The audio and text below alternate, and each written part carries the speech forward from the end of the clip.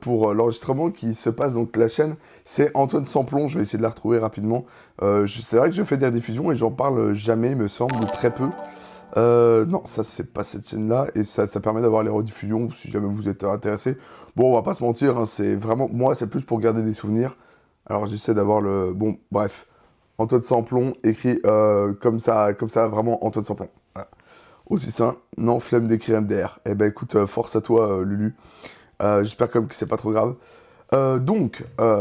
Pour ceux qui ne le savent pas, donc actuellement je suis en master d'histoire, je suis en fin d'année, hein, je suis en train de finaliser mon mémoire de recherche. Finaliser, c'est un grand mot, je suis en plein dans la rédaction, je suis un peu à la bourre, je vais expliquer pourquoi. Donc j'ai 25 ans, donc vous vous doutez bien que 5 ans d'études, plus, enfin 25 ans moins 5 ans d'études, ça fait 2 ans de vide entre mon bac et les études, et j'ai bossé pendant ces 2 années-là. Je le dis directement ce soir, et à mon plutôt grand désarroi, j'ai donc fait mon bac, et j'ai travaillé sur un premier métier pendant 1 an qui m'a énormément plu, énormément appris, mais je ne pourrais pas en parler ici, pour des raisons que les gens sont, comment dire, incapables de dissocier certaines choses et font trop vite des raccourcis douteux et qui ont tendance à me gonfler. Donc je veux pas en débattre, je veux pas que les gens se disent oh là là, c'est rien d'incroyable, vraiment, c'est juste, je veux pas en parler. Je t'en ai déjà parlé plusieurs fois en disant que je voulais pas en parler, je le sais, mais c'est pour être sûr. Donc voilà, et donc on va dire que j'ai eu donc ce métier-là, puis un imprévu, qui a été une blessure, ça j'en parle assez régulièrement, un genou qui s'est disloqué, et je pensais pouvoir retrouver ce genou, mais non, le genou n'est toujours pas revenu 5 ans après, et puis là je vois que mon deuxième genou est en train de partir aussi, donc c'est super, et donc je me retrouve avec un genou pété. On est en plein dans le Covid à ce moment-là, et je n'ai pas de diplôme autre que le bac. J'ai déjà une idée des études que je veux reprendre, c'est-à-dire les études d'histoire que je suis en train de faire là en ce moment. Mais la rentrée est déjà passée, et moi, faut que je travaille, mine de rien, parce que, bah, on va pas rien faire. Et donc, quelle est la seule entreprise qui emploie énormément de jeunes non qualifiés et qui prospère très bien pendant le Covid? Bah, c'est le McDo, hein. Donc, bah, on prend son CV, ça l'aide de motivation. Et puis, j'adore ces lumières, je vois juste, là, sur le retour, c'est incroyable, le mélange de tout, je trouve ça incroyable. C'est trop stylé. Et donc, bah, du coup, pas le choix, je vais chez McDonald's, qui me prennent évidemment très rapidement. Ça se fait extrêmement vite.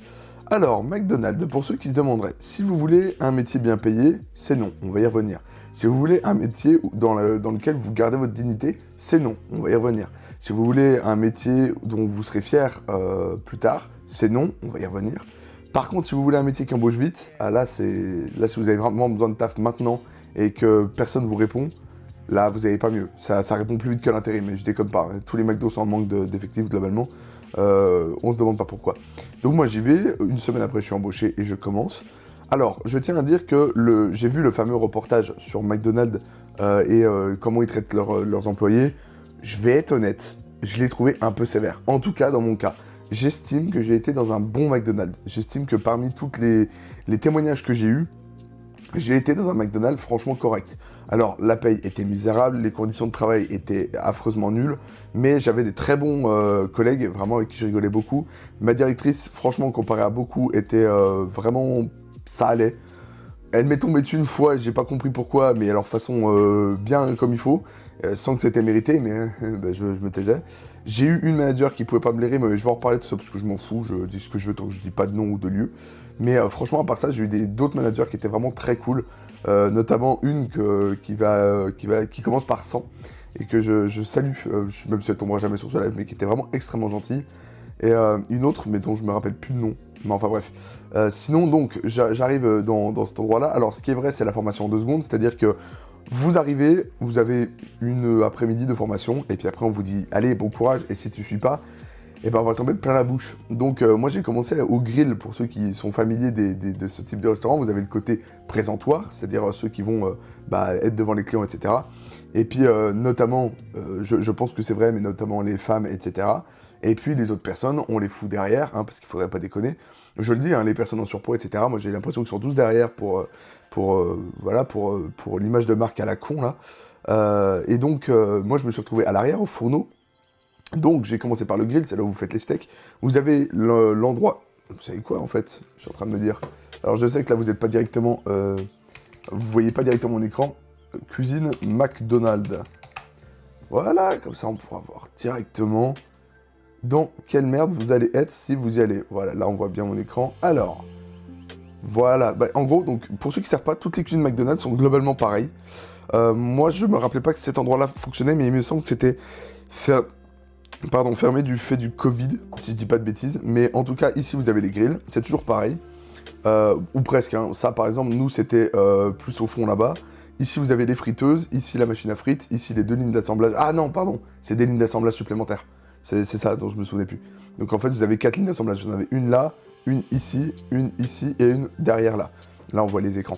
Et donc moi j'étais affecté ici, donc vous devez faire vos petits steaks. Ça bombarde, hein. Et moi j'étais pas dans un McDo absolument... comment dire. Le problème c'était pas le nombre de clients, c'était le nombre d'employés. Mais il y avait vraiment pire, y compris dans ma ville. Et donc j'étais ici. J'ai pas compris au début, j'ai vu un peu flou, je vais pas vous mentir, j'avais pas compris la cadence. Et vraiment ça fait bizarre, mais bon bah c'est la seule boîte qui vous rappelle, donc vous y allez. Et donc, alors je suis resté 1 an ici. Je le dis d'emblée, je ne me souviens pas être allé au taf, à part à la toute fin, je me souviens pas être allé au taf avec la boule au ventre. Parce que je le dis, je n'avais pas ce travail-là pour vivre. Je vivais chez ma mère à ce moment-là. Et ça, mine de rien, c'est quand même un gros soulagement. C'est-à-dire que j'ai pas des enfants qui m'attendent. Je travaillais avec des mères et des pères de famille, pardon. Eux, ils avaient besoin de ça pour vivre. Moi, j'en avais pas. Donc, vraiment, j'avais pas ce stress-là. Et par contre, pour ceux qui... Je suis tout oui. Et ben Maxime, je suis en train de commencer à parler de ma jeunesse au McDonald's. Et donc, vraiment, il y a des gens qui ont besoin de ce taf-là pour vivre. Et là, c'est un autre stress. Donc moi, j'avais pas ce stress-là, on va dire. J'étais là pour être occupé, quoi, pour faire quelque chose, parce que vraiment, j'allais pas rien faire pendant 1 an en attendant la reprise des cours. Donc ici, vous avez les chaînes d'assemblage. Alors, est-ce que je peux éventuellement ouvrir l'image? Voilà. Si vous avez d'ailleurs des questions sur le McDo ou sur les autres tafs que j'ai abordés, vous n'hésitez pas, je vais y répondre avec plaisir. Ici, vous avez les trucs pour saler et poivrer. Ça, c'était atroce parce qu'il faut s'approcher vraiment très proche des viandes. Et vous avez les giclures d'huile. Ça, c'était vraiment très, très agréable. Ici, vous avez le frigo aussi pour les viandes. Et ici, en fait, vous avez donc toute la chaîne de montage. Vous avez donc d'abord la machine pour les pains. Donc ici, vous avez le stock pour le pain. Ici, vous avez l'écran pour les commandes. La machine pour le pain. Ici, donc c'est l'initiation, dont je me souviens, parce que c'était il y a 5 ans, ça, quand même. Ici, vous avez la machine pour toaster les pains. Et donc, c'est la personne qui est ici doit lancer toutes les commandes, etc. Enfin bref, c'est à mon sens le poste le plus dur. Enfin, moi, vraiment, je le détestais, parce qu'en fait, si vous faites un couac là, tout le reste est bousillé. Donc, vraiment, il faut être sûr de soi. Je regarde un peu combien on est. Parfait, on est 2. Bah, écoutez, je parle pas tout seul, c'est déjà ça. J'espère, Maxime, d'ailleurs, que le travail va bien, du coup, pendant ce temps. Ici, vous avez donc les pains qui passent. Vous avez donc les sauces qui sont... Je peux zoomer? Ouais, enfin... Ah, non. Voilà, ici, vous avez donc les sauces. Ici, vous avez l'ensemble de tout ce qui est oignon, ail, enfin bref, tous ces trucs-là, vous y mettez cornichons. Ici, vous avez les pistolets à sauce, mais plus typiques, sauce ranch, sauce Big Mac, etc. Ici, je peux que zoomer d'un côté, ça c'est con. Ici, vous avez donc l'ensemble des viandes. Alors, ici, ça, c'est les panières à viande, les rouges. Les vertes, de mémoire, c'était le poulet frit, mais dans les McChicken. Ça marque, hein, comme ces endroits-là. Ça se trouve, je me trompe, mais voilà. Ici, le gris, vous avez les viandes pour les burgers un peu haut de gamme, les signatures, etc. Je me souviens que ces grosses trucs-là, c'est pour les nuggets. Les blanches, ça doit être les paniers pour les croque McDo. Les bleus, ça doit être le poisson. Et je sais pas ce qui me manque. Les jaunes, c'est d'autres viandes aussi. De mémoire, il me semblait que c'était les mêmes que les grises, mais pour une raison commerciale, c'est différent. Enfin bref. J'ai fait baisser au BK, mais un campanile m'a appelé avant. Alors, est-ce que le campanile était mieux? C'est ça la question, parce que les chaînes de fast-food, vraiment, je vous le dis, je recommande pas. Moi, j'ai eu de la chance, j'estime avoir de la chance, parce que j'ai eu des collègues extrêmement gentils, Leroy notamment, que je salue, mais lui aussi verra jamais le stream. Leroy qui était vraiment une des raisons de pourquoi j'avais pas la boule au ventre en allant au boulot, c'est que vraiment j'avais des collègues géniaux. J'avais des collègues vraiment plus chiants, certains avec qui je me suis pris très très légèrement la tête, mais vraiment on s'est jamais engueulé. Mais bon, fallait remettre les choses en place. Mais vraiment, notamment, moi je me rappelle de Leroy, incroyable. Et puis j'avais mon pote Anthony, que vous avez déjà vu sur la chaîne, qui a déjà bossé avec moi au McDo. On s'est retrouvés les deux au même moment au McDo. Et j'avoue qu'avoir un pote d'enfance qui travaille avec vous, ça aide aussi à... voilà, on peut souffler, et ça c'est cool. Je suis resté 1 an, j'ai démissionné quand je me suis endormi au volant. Ah, ça c'est une bonne... tu sais quoi? Ça c'est une bonne remarque, parce qu'on va en reparler des horaires, c'est peut-être le pire. Et donc vous avez l'ensemble des choses là, donc évidemment vous devez apprendre par cœur très vite l'assemblage des burgers. Moi, c'était un truc que j'aimais pas du tout faire parce que j'avais aucune envie d'apprendre quoi que ce soit. Et vraiment, je comprenais pas et je mettais à la bourre tout le monde, c'était un peu chiant. Wesh, wesh, canne à pêche. Waouh, Maximilien qui débarque avec une phrase d'il y a 20 ans, mais on l'apprécie tellement, Maximilien. Bonsoir, Maximilien. J'espère que tu vas bien. Donc voilà, j'ai commencé là-dedans. Donc je suis resté 1 an dans cette cuisine, on va dire. Bon, c'était une année, on va dire, relativement classique. On va dire que voilà, fallait que je me réoriente, j'avais que ça comme boulot. Bon, moi j'avais comme contrat 25 heures semaine, il y a très peu de plein temps là-dedans.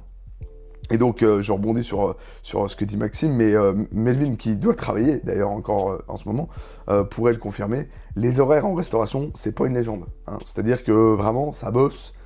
Comme jamais, j'avais 25 heures officielles, sincèrement. Alors déjà, je devais monter facilement à 30 heures, je pense, avec les heures sup. Certains vont dire « Oh, 30 heures, ce n'est rien, ce ne doit pas être compliqué. » J'ai fait des boulots à 40 heures semaine qui m'ont beaucoup moins épuisé que ça. Ça, c'est costaud. Ça a beau être... C'est pas pour rien qu'ils font pas de plein temps, c'est parce que en fait, les employés tiennent pas. C'est simple, sinon ils le feraient. Mais juste, les employés tiennent pas, vous êtes en rush permanent, donc ça sert à rien. J'ai tenu que 3-4 mois, malheureusement. Ah bah oui, ah oui, c'est vrai que tu avais travaillé au McDo, tu m'en avais parlé. Déjà 3-4 mois, alors faut se rendre compte, en 1 an, je dis pas de bêtises, j'étais dans les plus anciens. Voilà, j'étais vraiment le... Je faisais pas partie des meubles, il y avait une autre femme qui s'appelait, je vais pas dire son nom, mais bref, qui était un peu, voilà, mais qui était très énergique, on va dire, qui était très boulot. Elle était là depuis vraiment longtemps, et ça se voyait. Mais par contre, moi, ça faisait 1 an et j'avais déjà... Il y avait personne. Et 6 mois après, je suis retourné, je reconnaissais quasiment plus personne. C'est des endroits où il y a un turnover énorme. Donc imaginez si tout le monde était en 32 heures, ça serait pas possible. C'est pire que des missions d'intérim. Oui. Ça dépend. Justement, ça dépend. Mais c'est pas si horrible que ce que laisse croire le reportage de TF1. Pour mon niveau, je pense que si vraiment vous travaillez là-dedans, à Paris, tous ces endroits-là, ouais, là c'est chaud. Là, je pense que c'est vraiment chaud. Dans mon cas, petite ville de campagne, où il y avait du boulot, mais c'était surtout qu'on était en sous-effectif, c'est-à-dire qu'au plus bas, on est descendu à 2 dans la cuisine. Je sais pas si vous vous rendez compte, normalement, dans un temps normal, hein, il faut une personne ici, une personne là, une personne là, une personne là, une personne à la friture, donc qui est derrière. Où est-ce que je peux montrer Elle est où ma photo de début? Une personne à la friture là, et 2 autres personnes sur les 2 lignes, parce que nous, il y avait que 2 lignes, il n'y en avait pas 4. Parce qu'il y avait personne. Là, à 2 pour tout faire, je vous raconte pas la journée de merde. Et pour vous donner une idée, la plus grosse journée que j'ai fait 11h, 2h du matin. Voilà. C'est totalement illégal, qu'on soit clair. J'en ai rien à foutre, parce qu'en plus on m'a pas payé. Donc vraiment, je vais certainement pas dire « Oula, non, je m'en fous ». C'était totalement illégal, mais vraiment, McDo, c'est loin d'être les seuls. Je veux pas incriminer que McDo, globalement, c'est la restauration qui est comme ça. Mais il y a des endroits où vous faites des heures sup et on vous le rend. Et il y a des endroits où vraiment, en plus de vous faire des heures sup, on vous à la gueule. Voilà, donc qu'on soit clair. Je reprends un peu. Niveau temps au... Ah, forcément, moi j'ai la censure. Oui, affiche le message, ça sert à rien. Niveau temps au sein de l'entreprise. C'est-à-dire, si c'était pire que l'intérim, sur le long terme, l'intérim c'est pire. Je trouve. J'ai moins tenu les missions d'intérim que le McDo. Ce McDo, j'ai fait 1 an. Toutes mes missions d'intérim actuellement, toutes, j'en aurais pas tenu 1 an d'affilée. Jamais. Jamais. Et l'intérim, c'est cool. Bah, surtout, ça paye mieux. Et d'ailleurs, actuellement, je travaille en intérim depuis que j'ai 20 ans. Bah, au moins, ça paye mieux, l'intérim. Justement, j'en parlerai. Et donc, voilà. Donc, on était 2 en cuisine. C'était chaud. Je suis parti, sincèrement, peut-être 3-4 fois à l'heure. Et des fois, tu tapes des 1h, 1h15 en supplémentaire. C'était atroce. On pouvait rien prévoir. Je me rappelle de m'être pris la tête avec une manager parce que le soir de mon anniversaire où je devais le fêter avec ma famille, ils m'ont demandé de nettoyer le grill. Alors, nettoyer profondément le grill, ça demande sincèrement au moins 1 heure. Et elle me demande ça 5 minutes avant de partir. Qu'est-ce que j'ai fait? Et c'est pas cool pour les collègues, mais là, vraiment, j'en avais ras-le-bol. C'était sur la fin en plus. J'ai pris un bol d'eau. J'ai foutu sur les plaques bouillantes l'eau pour que ça dégraisse vite fait. J'ai pris les bacs à graisse, je les ai vidés. J'ai enlevé, mais alors en 2 secondes, là en fait c'est des films qui permettent à ce que la viande ne colle pas parce que ça en fait ça se rabat, ça se plie et ça cuit les viandes. J'ai foutu ça en plonge et je me suis barré. Fin de l'histoire. Je voulais plus en entendre parler et je m'étais embrouillé parce que évidemment le lendemain on m'a dit oui Antoine qu'est-ce que t'as foutu et tout et je leur ai dit mais j'en ai rien à foutre, vous me payez déjà pas pour mes heures sup, j'ai quand même pas bouffé mon anniversaire pour vous. Donc je me suis barré et ça m'a pris 10 minutes, voilà, au lieu de une bonne heure. Bonne chose ça, ah oui, non mais à la fin, j'en avais vraiment ras-le-bol. Par contre, j'ai été une très bonne poire pendant très longtemps. Alors autant il y a des managers qui, quand ils vous traitent bien, quand vraiment ils vous traitent avec respect, qui vous comprennent, et ben vous avez envie de faire. Par exemple, j'avais une manager, celle que j'ai citée au début, vraiment que je salue. Elle m'avait demandé de faire des heures sup, je savais que ça allait l'emmerder si je disais non. Je me suis dit, j'ai rien d'autre à faire, vas-y je le fais, parce qu'elle était vraiment trop cool et je pouvais pas la laisser dans la merde. Et je sais qu'aujourd'hui, j'aurais changé d'avis, parce qu'aujourd'hui, je pense que c'est aux boîtes d'assumer leur tort et pas aux employés, mais bon, vraiment, je l'ai fait de bon cœur. Par contre, il y a des fois où vraiment, je mettais bonne bien, parce que quand on me traite en plus comme de la merde, c'est pas possible. Donc vous avez ça au McDo, et vous avez par exemple après les services, alors je sais plus comment on appelle ça, mais c'est refaire les plats en fait. Donc remettre les emballages, remettre à niveau les pains, les viandes dans les congélos, et donc en gros vous êtes pendant 20 minutes dans des congélos à -20, à essayer de trier les cartons, les viandes, les machins. Alors moi j'aimais bien parce que j'étais dans ma bulle en fait. Vraiment on me laissait tranquille, mais vraiment pour quelqu'un qui était pas costaud comme moi, vous congeler c'est pas possible, enfin c'est chiant, c'est abominable. D'ailleurs je le dis, je pense que ma patronne m'appréciait pas au niveau boulot, en le sens où j'étais pas quelqu'un de productif, je pense. Parce que bah, je m'impliquais pas. Vraiment, quand on vous traite de la merde, quand vous payez 800 € par mois, vous n'avez pas envie de vous impliquer comme d'un fou. Donc j'étais vraiment loin d'être l'un des plus productifs. Je dois vous laisser les loulous, bonne soirée et à lundi prochain, au plus tard. Ah oui, bonne chose de dire ça. Maximilien sera parmi nous normalement lundi prochain pour parler un peu de ce qu'est un tournage, puisque bah, donc on a fait la vidéo de la corvette. On va faire un focus sur la vidéo qui va sortir dimanche, et j'ai très hâte que vous la voyez, il y aura beaucoup de choses à dire. Puis nous rejoindra Maximilien pour parler de tout ça. Des bisous Maximilien, évidemment, Maximilien, on t'embrasse. Donc, ça c'était le McDo. Au niveau de la paye, le McDo, on tourne globalement aux alentours des 800 €. Je vais le dire d'emblée, les heures sup, vous oubliez, personne ne vous les paye. J'ai fait notamment en juillet, je me rappelle avoir fait des semaines à plus de 40 heures. La plus grosse semaine, c'était 40 heures, sinon ça tourne autour de 35 à peu près. Je le dis, j'ai été payé 1243 €. Je m'en rappelle comme si c'était hier. Quand j'ai vu la paye, c'est là où j'ai compris, je me suis dit, ah ouais, en fait, ils payent pas. Ils payent pas les heures sup, juste les heures sup, elles sont... Autre chose qu'on nous prélevait, c'était par exemple la blanchisserie. Alors vous savez que vous avez une tenue McDonald's. Et McDonald's vous prélevait, moi c'était à la fin, 14 € par mois de blanchisserie. C'est simple, la blanchisserie, elle s'appelait Monsieur Antoine, qui nettoyait ses vêtements, enfin plutôt ma mère, qui nettoyait tous les vêtements. Il n'y avait pas de blanchisserie, donc on nous prélevait pour des trucs qui n'existaient pas. Je pense que la force de frappe et de pourquoi McDo existe encore aujourd'hui, c'est parce qu'ils emploient énormément de jeunes, et que si McDo décide de se barrer, là ça va être la misère étudiante. Mais il y aurait un sacré taf à faire niveau juridique chez eux. MDR, j'ai bossé dans des fast-food, j'ai fait des missions d'intérim, bien pire, MDR, Intermarché, et Claver, c'était bien pire. Alors Claver, je veux bien te croire, mais Intermarché, j'ai aucune idée, mais je te crois. Mais Claver, donc c'est une entreprise de boucherie, et je me souviens que tu m'en avais parlé, et ça m'avait déjà un peu choc-barre. Bon, je retourne graille, ciao. Et ben écoute, bonne soirée Melvin, bisous, et encore merci avec Victor pour ces merveilleuses lumières qui donnent une ambiance, j'adore. Vraiment, je suis trop fan. Donc j'avais fait 1243 €, et là j'ai compris, je me suis dit, ah les salauds. Et donc j'ai repris un peu mes fiches de paie, et en gros, c'est ce que je conseille à faire à tous les jeunes qui commencent dans n'importe quel boulot. Je notais toutes mes heures, tous les jours, je notais, je suis arrivé à telle heure, je suis parti à quelle heure. Et j'ai passé, je sais pas, 3 heures à refaire le compte, ou peut-être même plus, je me rappelle plus, mais c'était long. Et en fait, j'ai calculé qu'il me devait minimum 1200 € d'heures sup. Mais alors, strict minimum. Le minimum. Donc je vous cache pas qu'à la fin, Antoine il en avait un peu ras-le-bol. Donc on arrive en août 2022, si je dis pas de bêtises, non, 2021, oh, je sais plus, où je me dis, bon, là maintenant je vais me casser parce que je vais reprendre mes études. Évidemment, heureusement, la faculté de Dijon m'avait pris plutôt, donc moi je viens de Dole, donc vous vous doutez bien qu'un étudiant dolois, donc de Franche-Comté, qui part après 2 ans après son bac, faire une fac de Dijon, c'était pas gagné, mais ils m'ont pris. Et donc je me suis cassé de McDo. J'ai tardé un peu à démissionner, dans le sens où j'en avais tellement plus rien à foutre que je voulais même pas envoyer un mail, quoi. J'étais entendu avec la directrice, je lui ai dit voilà, je reprends les cours, je serai pas là. Mais j'avais pas démissionné. Et au final, officiellement, j'avais démissionné en décembre de cette même année, donc vraiment très longtemps après. Et j'avais refait une semaine, je me rappelle, une semaine de la Toussaint, où je m'étais dit peut-être que je bosserais encore pendant une petite vacance, je sais pas. Et en fait, j'en avais tellement plus rien à foutre, je voulais tellement plus mettre les pieds là-bas, parce que quand même, hein, au bout d'un an, on est quand même bien écœuré, que bah, j'ai arrêté. Voilà, j'ai arrêté tout simplement. Qu'est-ce que j'en tire du McDo? Le McDo, si c'est une solution ultime, c'est-à-dire personne ne vous rappelle, ni l'intérim, ni quoi que ce soit, en vrai, pourquoi pas? Parce qu'il faut bien bosser, et que vaut mieux ça que rien. Tant que vous mettez pas trop de sous dans l'essence ou dans les transports, parce que vous gagnez déjà pas beaucoup d'argent. Si en plus vous mettez, moi je connaissais des gens, mais ils faisaient une demi-heure de route pour venir. Une demi-heure de route avec des voitures qui consomment. Quel intérêt? Enfin, littéralement, vous payez pour bosser. Enfin, j'ai pas trop compris, mais bon, c'était le Covid. Vous allez me dire, il y a peut-être des gens qui voulaient pas venir. Donc, on est 6 personnes, incroyable. Pour ça, c'est bien. Pour le reste, ça bousille la santé, hein, littéralement. C'est-à-dire que vous êtes dans le rush tout le temps, vous êtes sous stress tout le temps. Ça, c'est une réalité. Les caméras qui sont faites pour notre sécurité, mon œil, ça, j'y crois pas une seconde, c'est vraiment pour nous surveiller, hein, littéralement. Bon, voilà, c'est une certaine façon de voir les choses, on va dire. Moi, vraiment, McDo, j'en tire pas un mauvais souvenir, mais parce que je suis quelqu'un de privilégié parmi les employés McDonald's. Sincèrement, comparé à certains témoignages qu'il y a où vraiment c'est hardcore du harcèlement, notamment les filles. Je sais qu'il y a des filles qui subissent énormément d'harcèlement sexuel et d'harcèlement moral.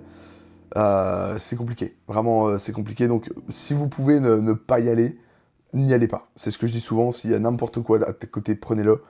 Mais bon, si vous voulez un CDI rapidement, ouais, ça fait le taf. Ils sont assez flexibles sur les horaires. Si vous êtes étudiant, vous pouvez faire du 12 heures semaine. Bon, il n'y a pas beaucoup de taf qui permettent de bosser si peu. C'est à vous de voir. Mais par contre, c'est dans le rush. Il faut avoir un bon cardio pour tenir. Faut pas avoir peur de rester debout, parce qu'il n'y a pas une chaise, hein, évidemment. Et puis évidemment, quand c'est pas les patrons qui vous prennent de la merde, ce qui n'était pas mon cas, je le répète, je veux pas incriminer la directrice qui était pas méchante, voilà. Elle était des fois un peu rêche, je trouvais, même trop rêche. Mais ils ont aussi de la pression. C'était surtout les clients qui étaient des grosses merdes. Vraiment, c'est là où j'ai compris que l'humain était une infâme merde. J'ai vu par exemple une collègue qui faisait vraiment 1m60 maximum, qui était à deux doigts de se faire massacrer par un mec qui était pas content parce que dans son 280, il y avait... Non, c'est pas son 280. C'était parce qu'il y avait du fromage, et le 280 n'avait pas de fromage. Mais bref, son fromage n'avait pas assez fondu dans son burger, et il avait menacé, mais vraiment, quand je suis arrivé, j'ai halluciné.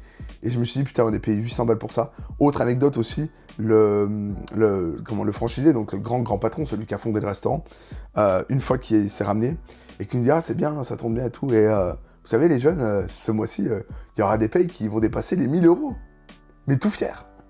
Espèce d'enfoiré de tes grands morts. Bah, toi, tu te fais 40 000 ou 50 000 par mois, et tu viens de nous annoncer presque qu'on doit te remercier de nous payer 1000 euros par mois.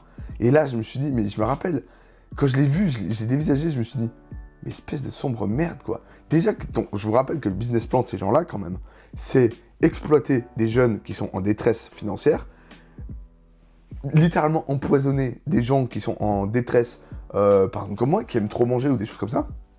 Leur business plan, c'est du poison de A à Z. Social, économique, santé, tout est mauvais dedans, d'accord?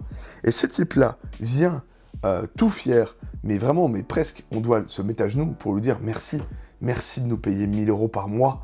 Merci, nous qui nous crevons la tête et le dos et les mains à faire tourner ton putain de restaurant de merde pour qu'on se fasse en plus défoncer. Moi, j'ai fait une fois la salle, pour vous dire, j'ai fait un jour la salle.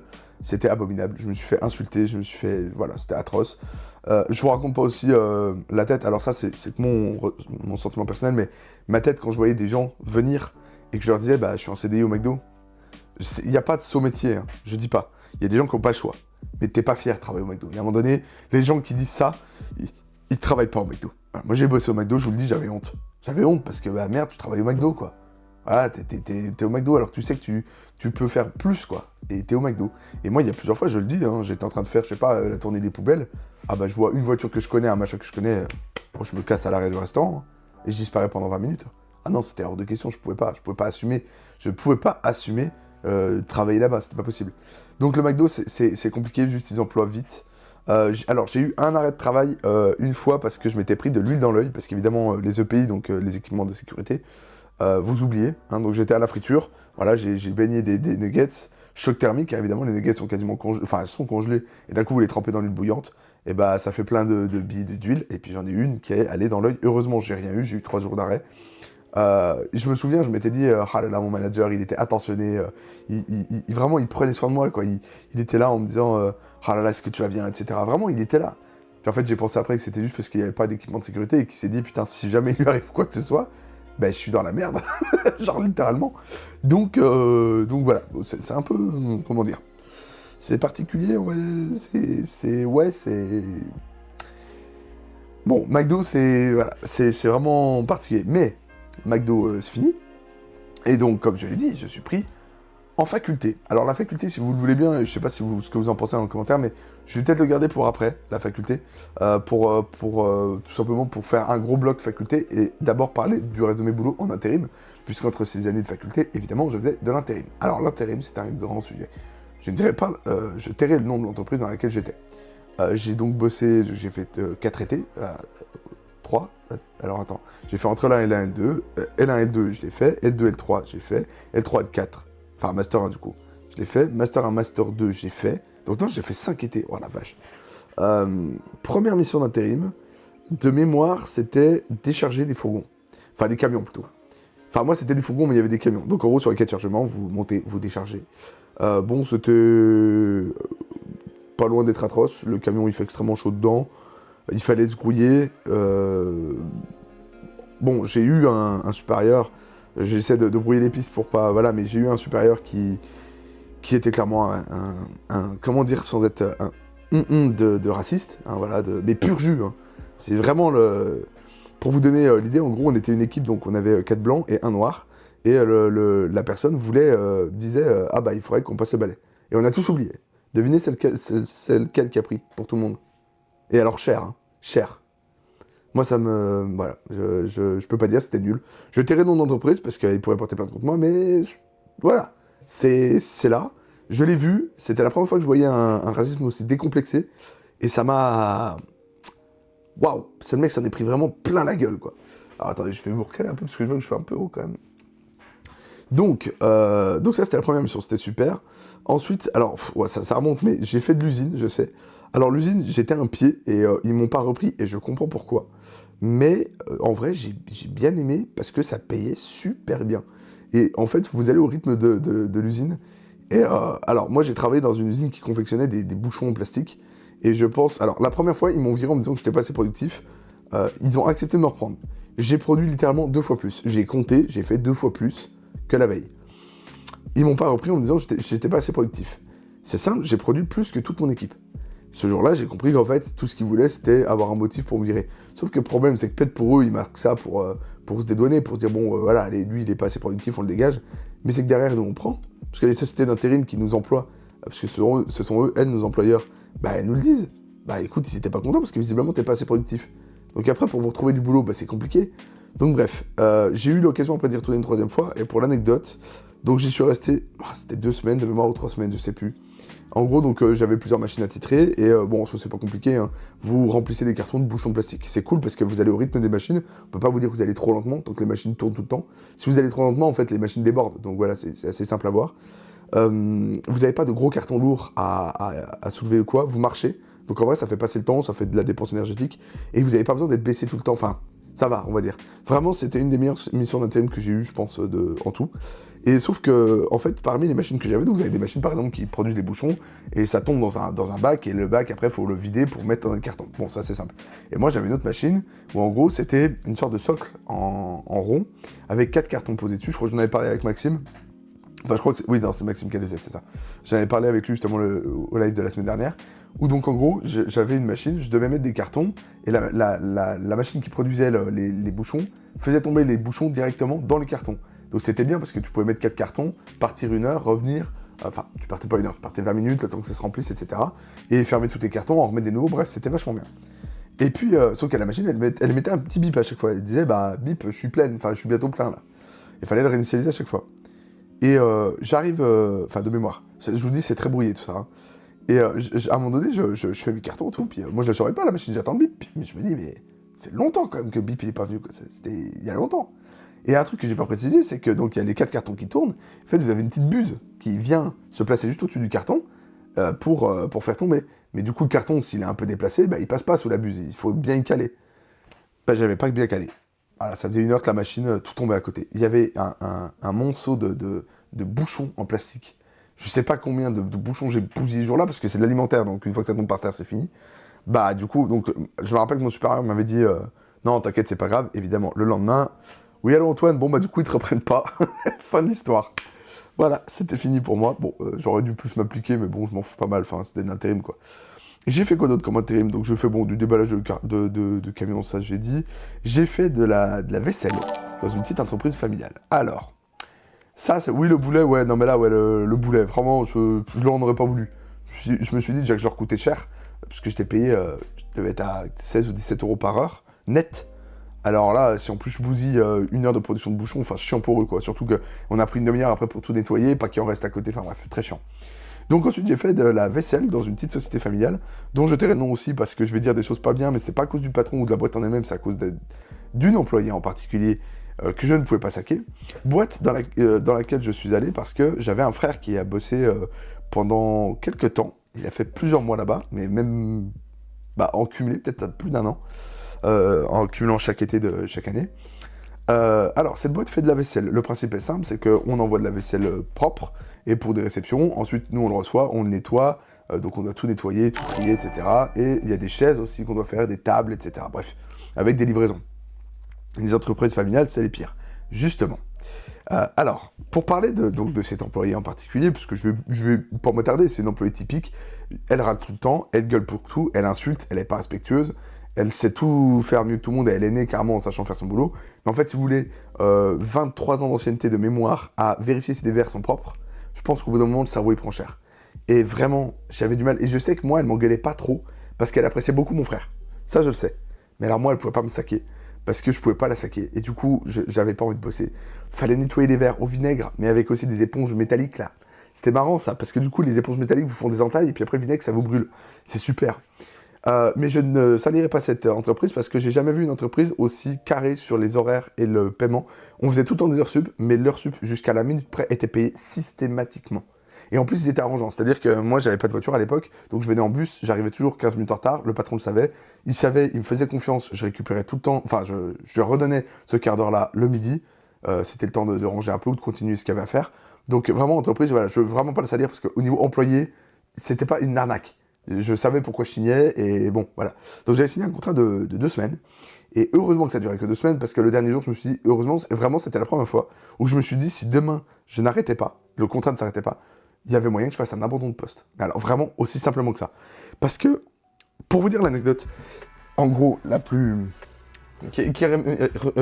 comment on dit, qui résume assez bien l'activité. Donc en gros, vous aviez 2 grosses machines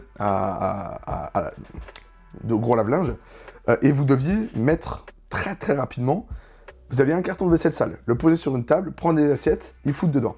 Ça paraît con, mais la machine va à une vitesse, je vous jure, faut être sous cocaïne, et je dis pas ça pour y arriver. Donc bref, ou alors faut avoir vraiment beaucoup d'habitude.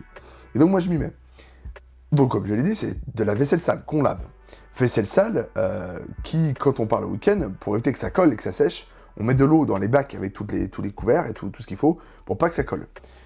Imaginons, prenons par exemple une entreprise qui a fait nourrir, je sais pas moi, 300 personnes, avec des assiettes remplies de restes de poissons, par exemple. Mettez le tout dans un mois de juillet où il fait 40 degrés, et ces assiettes, on macéré tout le samedi, tout le dimanche, sous un hangar à 40 degrés, dans de l'eau. Vous imaginez bien la gueule des assiettes quand on les récupère le lundi. L'odeur qui est atroce, sans compter tout ce qu'on y retrouve. C'est-à-dire des rats crevés, des choses comme ça. Bref, truc bien dégueu, quoi. Les asticots, alors ça, les asticots, faut pas en avoir peur. Et arrive un mercredi matin, où justement, là, la vaisselle avait aussi macéré le lundi-mardi, et je prends le carton, et je le pose. Mais je suis saoulé, quoi. J'en ai ras-le-bol de cette mission. Et je le pose violemment. On est vraiment 8 heures le matin, on commence à peine. Je le pose comme ça. L'eau dans un bac en plastique, ça fait comme ça. Je m'en suis pris plein la gueule. De l'eau pourrie de poisson, c'est pour ça que je dis poisson, de l'eau pourrie de poisson qui a macéré là je sais pas combien de temps, je m'en suis pris plein la gueule.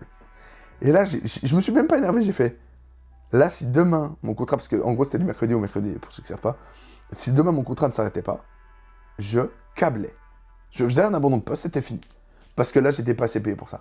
Et à un moment donné, même si je savais pourquoi je signais, je finissais la journée, ça toujours, on finit la journée. Moi, j'ai toujours fini mes contrats, j'ai jamais cassé un contrat. Parce que j'essaie de me dire, et je l'ai toujours fait, quand tu signes un contrat, tu le respectes jusqu'au bout. Par contre, rien ne t'empêche, parce que moi j'avais un autre frère qui était là-bas aussi, et lui, il était resté qu'une semaine. Le contrat durait une semaine. Il avait dit qu'il allait rester plus longtemps. Au final, il a trouvé un taf beaucoup mieux, même moins bien payé, mais beaucoup mieux autre part. Donc du coup, il a dit, je reviendrai pas au final. Et l'entreprise d'intérim lui a fait tout un pataquès en lui disant, oui, ça se fait pas, machin. N'ayez aucune pitié pour ces gens. D'accord ? Aucune. Le contrat, c'est le contrat. Vous êtes en tort à partir du moment où vous le cassez. Par contre, tant que vous respectez les termes de votre contrat, tant que vous respectez vos horaires, n'ayez aucune pitié. Vous n'avez pas d'obligation envers ces gens-là. Point barre. Sauf si vraiment, le boulot, vous y tenez, genre, c'est vraiment vital. Bon, là, il y a des fois, malheureusement, on ne vit pas dans une utopie. Et vous n'avez pas le choix de vous taire, et de vous plaire aussi. Donc, ce jour-là, quand j'ai ce ramassis de jus pourri de poisson dans la gueule dès 8h du matin, je vous cache pas que j'étais dans un mécontentement total. On rappelle toujours qu'il y a l'employé modèle à gauche qui me rend dingue à ce moment-là, mais je me rappelle, mais j'en pouvais plus. Je passais midi à ruminer. On rajoute le fait que je devais me lever super tôt pour y aller, parce que l'entreprise était vraiment pas à côté de chez moi, et donc que j'avais pas de voiture, donc il fallait que je prenne un bus. Ensuite, faut rajouter le fait que je faisais une bonne demi-heure, 3/4 d'heure de marche, et je devais presque courir pour choper un bus pour pas rentrer à 19h après. Une horreur. Une horreur, ce truc. En plus, c'était à l'époque où il y avait les émeutes dans les villes. Et alors, évidemment, Dijon avait surréagi par rapport à ce qui s'était passé. C'est-à-dire qu'il y avait eu un bus cramé, et ça y est, on a cru que c'était la guerre civile. Et du coup, ils bloquaient tous les jours, à partir de 18h, je crois, très tôt, les trams et les bus. Résultat, c'est-à-dire que moi, faut que je rentre chez moi. Donc il y a un soir, par exemple, je me suis tapé 2h45 de marche. C'était vraiment super, ça, après une journée de boulot. J'avais que ça à foutre. Donc, vraiment, boulot que j'ai vraiment pas du tout apprécié. La vaisselle, tout ça, vraiment, je vous conseille pas. C'est très mal payé pour ce que c'est, tout ce qui est plonge, je trouve. En tout cas, c'est ma seule expérience là-dedans, mais je le referai pas. Très mal payé, et sincèrement, c'est pas viable. À un moment donné, pour ce que c'est, hein, je veux dire, aucun intérêt. Les horaires sont chiants. Moi, je me rappelle, j'avais 2 heures de pause midi, ou 1h30. Mais 1h30 de pause midi, ça veut dire quoi? Ça veut dire 1h30 où vous faites rien. Vous êtes payé, vous pouvez pas rentrer chez vous, vous êtes trop loin. Vous n'êtes pas payé, du coup, c'est votre pause. C'est chiant. Que l'usine, par exemple, c'était 2 fois un quart d'heure. 2 fois un quart d'heure, t'as payé le temps de souffler, de reprendre après. Ça suffit, quoi. Vous avez une demi-heure de pause dans la journée, vous n'avez pas l'impression de perdre votre temps. Là, vous avez l'impression de perdre votre temps pendant 1h30, vous poirotez, vous attendez, alors vous avez rien à foutre là et vous voulez pas être là. Bref, je vous recommande pas. Et ensuite, j'ai fait donc une grande, très très grande même, très grande partie de mon intérim dans de la logistique. Alors je sais que Maxime est dans la logistique, c'est nous quatre, parce que Maxime, je sais qu'il a une très mauvaise connexion. Donc, je vois que je suis tout seul maintenant, comme ça. Donc Maxime, je sais que lui, il travaille dans la logistique, mais c'était pas comme moi. Moi, c'était la logistique de pièces de poids lourds et de voitures.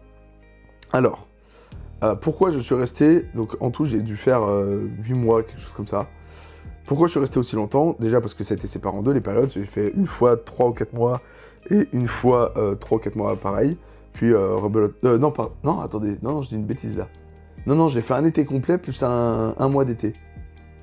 Ah, ça devait être un truc comme ça. De mémoire. Ou alors... Ah, je sais plus.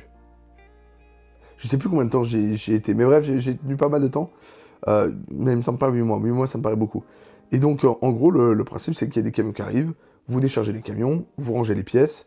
Et vous faites ça encore et encore et encore pendant 7 heures. Moi, je travaille de nuit.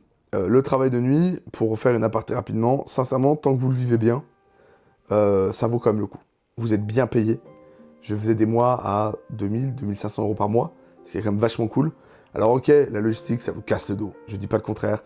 Le travail de nuit, moi, ça m'a cassé le métabolisme. Je faisais beaucoup de salles de sport et j'en ferai un live, un de ces quatre.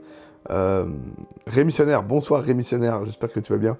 On parle un peu du pro, un peu, je parle un peu plus de ma vie. D'ailleurs, je vais enlever ça parce qu'au final, McDo, c'est passé. Et donc j'ai bossé là-bas de nuit, ça m'a cassé mon métabolisme, donc comme je disais, j'aimerais bien refaire un live parce que j'ai fait beaucoup de muscu dans ma vie, j'ai fait 9 ans de musculation, qu'on soit clair, que de la force, et en gros moi ce que je faisais c'était de la salle pour manger, parce que j'adore manger, je crois que ça se voit, et là je suis en train de reprendre parce que vraiment ça n'allait plus, mais c'est depuis que j'ai bossé là-bas que vraiment la salle ça m'a cassé, parce qu'en fait vous avez un boulot tellement physique à porter, je crois qu'on se rend pas compte ce que pèse par exemple des disques de frein de poids lourd. Ce que pèse un pare-brise de bagnole déjà, ça pèse une tonne. Ce que pèsent des palettes de pièces de bagnole, c'est une horreur. Voilà, et du coup, vous n'avez pas du tout de motivation à aller à la salle. Je passais mon temps à dormir ces temps-là. C'est-à-dire que donc, je faisais 22h, 5h. Je rentrais chez moi le temps que je mange un bout et que je m'endorme, il était 6h parce que je m'endormais directement. Je dormais jusqu'à 16h facile. De 16h à 20h, je somnolais, je bougeais vite fait sur le PC, mais je faisais rien, aucune motivation à rien. Et puis ensuite, de 20h à 21h30, ou 21h20, je faisais la sieste parce que je tenais pas sinon la nuit. Et donc je redormais et ensuite je prenais ma voiture et puis j'y allais. C'était une boîte, alors les employés étaient vraiment sympas, notamment un qui s'appelait Morad et que je salue aussi parce que vraiment un type super cool et qui était vraiment très sympa, avec qui j'aimais bien parler et tout, c'était vraiment cool, que j'emmenais au boulot régulièrement, donc ça me faisait un peu de parlotte et tout, c'était bien. Et alors point positif, déjà quand vous avez un cabriolet et que c'est en plein mois d'août, vous ne crevez pas de chaud en allant au boulot. Et même au boulot, en soi, vaut mieux travailler de nuit dans les entrepôts sous 40 degrés que de jour. Et vraiment, être en cabriolet sur la rocade dijonnaise quand il est 22h ou 5h du matin, je vous jure, c'est génial. C'est génial, il fait bon, il n'y a personne. Oh là là, quel bonheur. Moi, je me rappelle, c'était vraiment des moments que je kiffais parce que, vraiment, vous êtes tranquille et tout. Enfin, moi, c'était un des arguments. Je pense que si demain je venais à travailler dans ce genre de truc-là, avoir un cabriolet, ça serait indispensable pour moi. Pour avoir ce moment de plaisir, pour aller au boulot. Et donc, je suis allé bosser là-bas un paquet de temps, on va dire. Et j'ai apprécié, hein, j'ai apprécié bosser là-bas parce que c'était bien payé, j'ai apprécié parce que, bon, globalement, les horaires, c'était les horaires, et que, on va dire que le rythme était quand même pas aussi cadencé que au McDo, par exemple, il y avait des moments de pause, des fois les camions arrivaient en retard, etc. Par contre, quand c'était le rush, waouh, ça rigolait pas, hein, ça rigolait pas. C'est-à-dire que quand t'as une palette complète de 10 de frein à décharger et qu'il te faut pas, il faut pas 30 minutes hein, pour faire ça, putain, faut tenir. Et je le dis, et je suis triste pour les gens que j'ai connus là-bas, mais c'est un couloir de la mort, quoi. Et à un moment donné, il faut dire ce qui est. C'est rempli d'amiante, vous avez de la poussière partout, vous rentrez chez vous, vous toussez, mais c'est noir ce que vous crachez dans le torchon. C'est noir, c'est de la poussière de frein, d'amiante, de plastique. C'est abominablement casse d'eau. Il fait chaud quand même, mine de rien, même voilà, il fait chaud. C'est dangereux, c'est vraiment dangereux. J'ai eu plusieurs fois, j'ai risqué vraiment de me faire percuter par un transpalette, ou voilà, vraiment c'est dangereux. Euh, En plus, là où je travaillais, il n'y avait rien qui était aux normes, les sécurités, tout était mauvais, c'est-à-dire que le moindre extincteur était complètement mort, il y avait au moins 20 ans le machin, et puis il était sous une... Il était vraiment, sans déconner, cette poussière de frein d'amiante horrible, toutes les issues de secours étaient bouchées. Qu'est-ce qu'il y avait, les quais qui n'étaient pas du tout sécurisés, c'était l'enfer, parce qu'en fait à la base c'était un quai pour du postal, et les mecs bah, ont reconverti ça en quai pour de la logistique plus lourde, ce qui n'est pas du tout aux normes. Enfin bref, l'enfer, le toit fuyait dès qu'il pleuvait, c'était la merde. Vraiment, mais c'était vraiment une des conditions de travail atroces. Et je me rappelle, à peine je suis arrivé en fait, on m'a dit, donc j'arrive et tout, puis il y avait le grand patron qui arrive, dont j'aimerais dire tellement de choses à propos de ce mec. Je l'ai vu 2 fois et vraiment j'ai cru pouffer de rire tellement il était ridicule. Je suis désolé, mais t'as beau être blindé d'oseille, hein, ça achète pas la classe, hein, ça j'ai bien compris. Et vraiment, il arrive. Et donc il y a un employé qui dit, bah, je crois, je sais plus comment il s'appelait, il y avait un mec qui avait 52 ans, il est mort. Cancer des poumons, je sais plus quoi, mec père de famille, bref, un drame quoi, un drame. Apparemment un mec super gentil. Et là j'ai le patron qui dit, faudra que je prenne un intérimaire du coup. Mais, mais, mais, on t'annonce que ton employé est mort.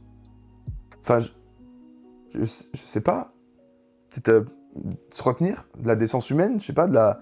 Et là je me suis dit, ouais non mais d'accord, ces gens-là, je peux pas trop en parler, je peux pas trop dire, parce que ça peut, voilà. Mais j'ai beaucoup d'insultes qui me viennent en tête. Vraiment, c'est des gens que je ne respecterai jamais. Et dire que j'ai bossé pour eux, purée. D'ailleurs, Rémissionnaire, je sais pas si t'as vu, mais j'espère que t'aimes bien la nouvelle ambiance luminaire du live. Et donc, je me suis retrouvé là, à donc bosser pour ça. Je suis en train de me demander, est-ce qu'on m'entend pas trop? Si t'as vu, mais j'espère que t'aimes bien la nouvelle ambiance luminaire du live. Et donc, non, ça paraît pas mal, ça paraît pas mal du tout. Et donc bref, j'ai compris que ces gens-là étaient vraiment atroces. Mais j'ai tenu parce que, bah voilà, on est bien payé, parce que je déteste avoir à prendre un boulot. Une fois que je l'ai en tête, le boulot, une fois que je sais comment ça marche, je veux pas avoir à réapprendre tous les machins. Parce qu'en plus, vous aviez un tas de trucs qui allaient pas, par exemple, les étiquettes, elles donnaient pas les bonnes destinations. Et au lieu que les expéditeurs remodifient les étiquettes, on nous engueulait, nous, de pas retenir, par exemple, je sais pas, que 39 la loi... 39 dollars, la loi, ça c'est ce qu'ils respectent pas. 39 dollars, c'est pas 39 dollars, par exemple, c'est 71, je sais pas, Saône-et-Loire. Sauf que quand vous en avez un, bon, vous dites ça va, faut quand même regarder chaque étiquette, etc. Ok. Quand vous avez littéralement aucun chiffre qui correspond, sur une vingtaine de lignes à respecter. C'est-à-dire que chaque ligne, par exemple, vous avez 71 machin, bah, vous savez que c'est le 71, il va dans le 25. Que le 25, il va dans le 39. Que le 39, il va dans le... Qu'est-ce que vous voulez qu'on fasse? Ils étaient pas du tout reconnaissants. Ils en avaient rien à foutre. Quand on se plantait, on se faisait défoncer. Enfin bref. J'ai une connexion, c'est horrible. Même la Première Guerre mondiale, ils captaient pas mieux. Ils captaient mieux. Ah, je suis désolé pour toi, Maxime. Heureusement, la rediffusion existe, mais ouais, c'est un peu galère. Je suis désolé pour toi. N'hésite pas à baisser la qualité, hein, parce que là, c'est du blabla. Donc, si tu vas dans ta roue des paramètres sur ton écran, t'as la qualité, et en général, ça la met assez haute de base. Donc, n'hésite pas à mettre très bas. Hein. Là, c'est que du blabla, donc voilà. Donc, j'ai travaillé là-bas. Alors, en tant que passionné de mécanique enfin, mécanique théorique, comme je l'avais dit, et en tant que passionné d'automobile et intéressé par la moto, j'étais un peu au paradis. Parce qu'on recevait des motos, des buggy, des pièces de bagnole en tout genre, et des fois c'est marrant de genre recevoir un turbo, alors on regarde comment c'est fait, de recevoir un V8 Scania par exemple, on en a reçu quelques-uns, c'était vachement intéressant. Et du coup j'étais le seul con à aller voir mon chef et lui dire « Excuse-moi, je peux te prendre une photo vite fait ?» Puis il me disait « Oui, si tu veux, c'est un moteur de camion. Et moi, j'étais vraiment heureux de prendre la photo du camion, quoi. J'étais heureux. Et donc, bon, c'est un boulot que j'ai tenu quelques temps, voilà. J'ai eu des couacs, notamment au niveau de la paye. Alors, j'ai eu plusieurs couacs. Le premier, j'avais un chef d'équipe qui m'a demandé de venir un dimanche. Donc, on travaillait du lundi soir au vendredi soir. Et il m'avait dit, bah, est-ce que dimanche, tu peux venir? Parce qu'il y avait des roulements bizarres. Enfin, moi, j'ai pas trop compris pourquoi, mais en gros, on ouvrait un jour plus tôt, en gros, pour les livreurs. Et donc, ça nécessite qu'un employé vienne et prenne le transpal. Je rappelle que j'ai pas de cassesse. Et en fait, on rangeait tout le hangar d'une certaine façon pour le déranger le dimanche, alors qu'il n'y avait rien entre les deux. Je sais pas pourquoi. Bref, c'était une prise de tête pas possible. Et donc, en gros, il fallait tout remettre en place. Donc, en gros, pour ceux qui se demandent, on avait des camions qui venaient. Et en gros, chaque camion avait une ligne de livraison à respecter. Et donc, nous, il fallait mettre les colis qui vont au bon endroit. Donc, en gros, vous avez la ligne qui va, je sais pas, qui va faire telle ville, telle ville, telle ville. Et vous avez la même chose de l'autre côté qui va dans d'autres villes, etc., etc. Et donc, il fallait tout remettre à sa place. Enfin, bref, c'était le bordel. Je rappelle avec un transpal alors que j'ai pas de cassesse. Et donc, il me dit, bah écoute, viens dimanche, et puis évidemment, c'est payé double, etc., etc. Et vendredi, tu pars plus tôt, évidemment. Et je me dis, bon, si c'est payé double, déjà que je payais 14 ou 15 euros de l'heure, je sais plus, net, je me dis, en vrai, ça vaut le coup. Et j'arrive, je vois ma fiche de paye, et là, je vois, bah, y a rien, quoi. Et là, je tilte, parce que j'ai fait quand même 4 heures, qui devait être payé 8. Bah, je viens pas un dimanche, parce qu'en plus, je rentrais de chez ma mère, donc j'ai 1 heure de route à faire juste pour venir bosser, puis rentrer chez moi. C'est-à-dire que je bousille littéralement, parce que, imaginez, je finis le vendredi soir, c'est-à-dire que je me réveille le samedi vers midi 15h, à peu près. Donc voilà, et en gros, le dimanche à 18h, il faut déjà que je reparte au boulot. Donc en gros, on m'a bousillé mon week-end, littéralement, parce que vous avez une journée de pause, pour travailler un soir de plus, parce que bah, du coup, le dimanche soir à minuit, vous êtes là-bas, et jusqu'à 4h, 5h du matin maximum, ou 4h maximum, je sais plus. Tout ça pour après reprendre le lundi soir, puis le mardi soir, puis le mercredi soir, enfin bref. Je me fais avoir sur toute la ligne. Et là, je vois le truc, et vraiment, j'appelle mon intérim, je me dis, bah, ils vont dire, bah, on va voir avec l'entreprise et tout. Je leur dis, puis ils me disent, vous avez une trace écrite? Non. Bon, bah, voyez avec votre chef, sinon c'est mort. Et là, je commence à me... Je suis pas quelqu'un de sanguinaire, de sanguin du tout. Sanguinaire, encore heureux. Je suis pas quelqu'un de sanguin du tout. Vraiment, je suis quelqu'un de posé, de calme. J'essaie vraiment de... La médiation, tout ça, vraiment, je suis d'accord. Mais alors là, quand on me baise un dimanche, que je casse mon week-end pour ça, je reviens voir mon chef, un peu plus furax. Et je lui dis, écoute-moi bien, tu m'as dit payer double, où est mon fric? S'ensuit une histoire pas possible. Au final, j'ai pas été payé, mais pire. En reprenant mes comptes, je m'aperçois sur la fin de mes fiches de paye, et c'est pour ça, pour tous les gens qui débutent, parce que ceux qui travaillent, ils connaissent, vraiment, regardez vos fiches de paye et constatez qu'on vous paye bien toutes vos heures. Je constate une chose, c'est que j'ai des moments dans la semaine marqués absents. Je tiens aussi à dire que dans cette boîte, il était nullement question de biper, c'est-à-dire que ma présence n'était attestée que par la bonne volonté de mon chef. Et là, je vois qu'il y a des jours marqués absents. Et alors là, je câble. Je vais pas vous mentir, là, je m'énerve. Parce que déjà qu'on a essayé de m'avoir pour un dimanche, enfin qu'on m'a eu pour un dimanche, que le boulot est quand même, ok, bien payé, mais par contre, il est payé pour quelque chose, quand même, c'est-à-dire un boulot physique. Si on me sucre des jours, qu'on me marque absent alors que j'étais là, Antoine, il est gentil, mais il faut pas trop l'emmerder. J'appelle l'intérim, dont je tairai le nom, parce que je ferai clairement pas la pub pour cet intérim-là. D'ailleurs, j'aime bien, parce que le gars qui me prenait en charge me disait toujours, tu connais pas quelqu'un? Bien sûr que oui, je connais des gens qui cherchent du boulot. Est-ce que je vais les donner à toi? Non, je vais les donner à d'autres agences d'intérim qui sont bien plus compétentes. Bref. Et encore, celui qui me gérait n'était pas méchant. Il était parfois très maladroit dans ses questions ou dans ses remarques, mais il n'était pas méchant et il trouvait du boulot. Moi, c'est tout ce que je lui demandais. Et donc, j'appelle le responsable de l'agence, ce qui n'était pas la personne qui me gérait directement, c'était mon responsable d'agence. Et je commence à lui dire, bon, là, on a plusieurs jours qui ont sauté, des heures sup pas marquées. Autant les heures sup du premier mois, j'avais rien dit, parce que voilà, autant là, on marque absent. Là, maintenant, non seulement je veux qu'elles soient marquées présentes, mais les heures sup là, que j'ai notées moi, parce que évidemment, comme d'habitude, hein, comme au McDo, j'ai noté toutes les heures que je faisais, je vais te les dire et tu vas me les payer. Et s'ensuit donc toute une discussion, machin, et là, il voit que je démords pas. Il voit que je lâche pas, tu vois. Et ce type-là, je me rappelle son prénom, je peux pas le dire, on va l'appeler Didier. Didier, c'est un peu le vieux con. Didier, c'est un mec qui parle mal. Le premier jour que je l'ai vu, en allant déposer mon CV là-bas, il m'avait demandé mes dates de permission. J'ai bégayé 2 secondes, il me fait « Les dates !» J'ai dit. Et là, j'ai compris, j'ai fait « Waouh, d'accord, lui, c'est un sac à merde. » Heureusement, c'est pas lui qui m'a géré. Heureusement. Celui qui me gérait était quand même beaucoup plus cool. Et donc, le mec, il commence à voir que je vais pas lâcher l'affaire. Il me dit, ouais, mais ça, faut voir avec ton chef. Je dis, non, mais c'est vous, mon employeur. Je connais en plus le droit. C'est-à-dire qu'en intérim, c'est pas la société qui vous emploie avec qui vous devez régler le problème. C'est avec vos agences d'intérim. C'est eux qui vous emploient. C'est votre employeur. Donc c'est avec eux qu'il faut voir. Et je commence à vraiment m'énerver. Je hausse le ton. Je dis, non, mais vous avez pas compris. S'il faut, je viens, on va s'expliquer. Mais pas violemment, hein, je suis pas débile. Mais on va s'expliquer. Et je commence vraiment à bouillonner, parce que c'est vraiment boulot de merde. C'est-à-dire que tous les soirs, je rentre, je suis explosé, je crache de la suie noire. Je vois des gens mourir là-bas, littéralement. Je vais pas me contenter de oui, bah tant pis. Parce qu'on parle pas d'un peu d'oseille, hein, on parlait de plusieurs centaines d'euros. Hein. Et quand vous travaillez en intérim, c'est pas par plaisir, c'est que bon, vous voulez de l'argent, quoi. Et là, il m'a sorti une phrase, je me rappellerai toujours. C'est la première fois où vraiment on m'a mal mesuré, quoi. Le mec, il me fait Antoine, tu fais quoi là dans la vie, autre que l'intérim?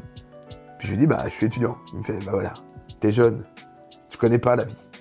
Je connais pas le boulot.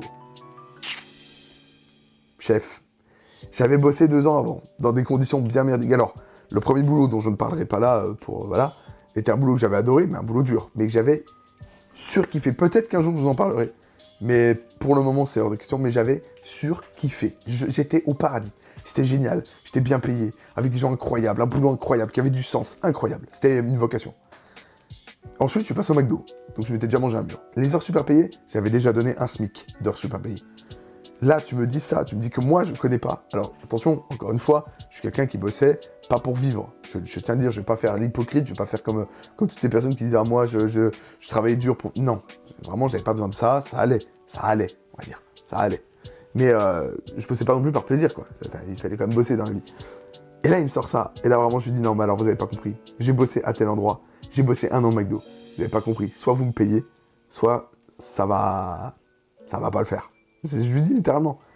Et il me dit, bon, bah, je vais voir ce que je peux faire. Et le mois prochain, toutes les heures super payées, elles sont payées, elles apparaissent bien. Et rebelote des jours qui sont pas notés. Et là, j'ai appelé, et bizarrement, j'ai reçu une femme très sympathique au téléphone. Je lui ai expliqué mon problème.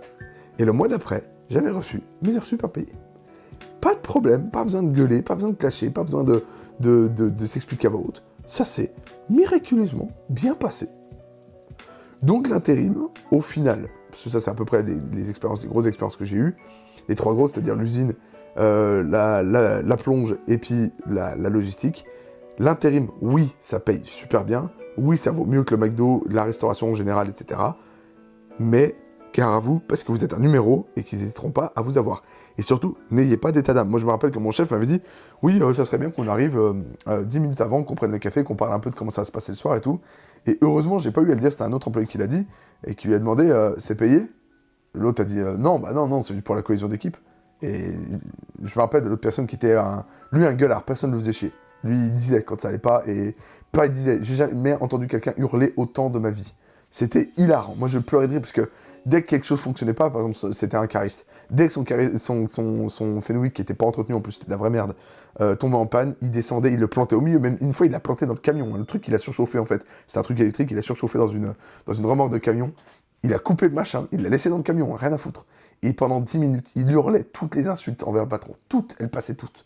Toutes, ça gueulait dans tous les sens. C'était hilarant. Ouais, fils de espèce de tas de mais ta machine de Après, il l'appelait. Mais tu vas voir, espèce de tu vas voir, je vais te casser la C'était hilarant. Hilarant. Vraiment, ce gars-là me faisait péter des barres. Vous savez, c'est vraiment le daron qui avait, je sais pas, il avait une bonne cinquantaine, je dirais. Vraiment, c'était hilarant. Et vraiment, pourquoi je suis parti là-dedans, moi? Je me suis un peu perdu, mais bref. Donc, vous êtes un chiffre, vous êtes un numéro, et donc vraiment les heures sup, il faut les surveiller. Mais quand c'est payé, en vrai, ça vaut plus le coup. En tout cas, avec la restauration, ça c'est sûr. Parce que la restauration, globalement, si vous êtes serveur de n'importe quel truc, vous avez une chance sur 5 peut-être que vous soyez bien traité correctement. Sinon, vous serez traité comme de la merde. Et faut pas s'étonner, hein, si les restaurants aujourd'hui trouvent pas de personnes. Évidemment, il y a des très bons restaurants qui galèrent. Et moi, j'en connais, par exemple, des restaurants dans lesquels je vais, où les serveurs sont là depuis des années parce qu'ils se sentent bien, parce qu'ils sont respectés, parce qu'ils sont correctement traités. Mais par contre, il y en a d'autres, ils abusent. Et bah, tant pis pour vous, hein, si vous avez des problèmes. Le problème, c'est que ces gens-là coulent toute la profession. Et c'est dramatique. Parce que, alors, de ce que je vois, par exemple, avec Melvin, lui, ça a l'air d'aller. Vu le boulot qu'il a en ce moment, ça a l'air d'aller. Mais il y en a qui se plaignent. Taisez-vous, quoi. Vraiment, écrasez-vous dans votre honte. Il n'y a vraiment pas de raison de se plaindre de ça. Donc ça, c'est l'intérim que j'ai fait. Intérim que j'ai fait que les étés parce que j'ai été à l'université. Et aujourd'hui, je le dis haut et fort, j'en ai rien à foutre. Attention, gros steak. L'université, c'est parfois plus dur que tous ces métiers dont je viens de vous parler. Alors je sais que certains qui sans doute travaillent dans le BTP... Alors BTP j'ai jamais fait et je pense que c'est plus dur parce que BTP c'est vraiment le mouroir. D'accord, vous crevez là-bas. À 40 ans vous avez plus de corps.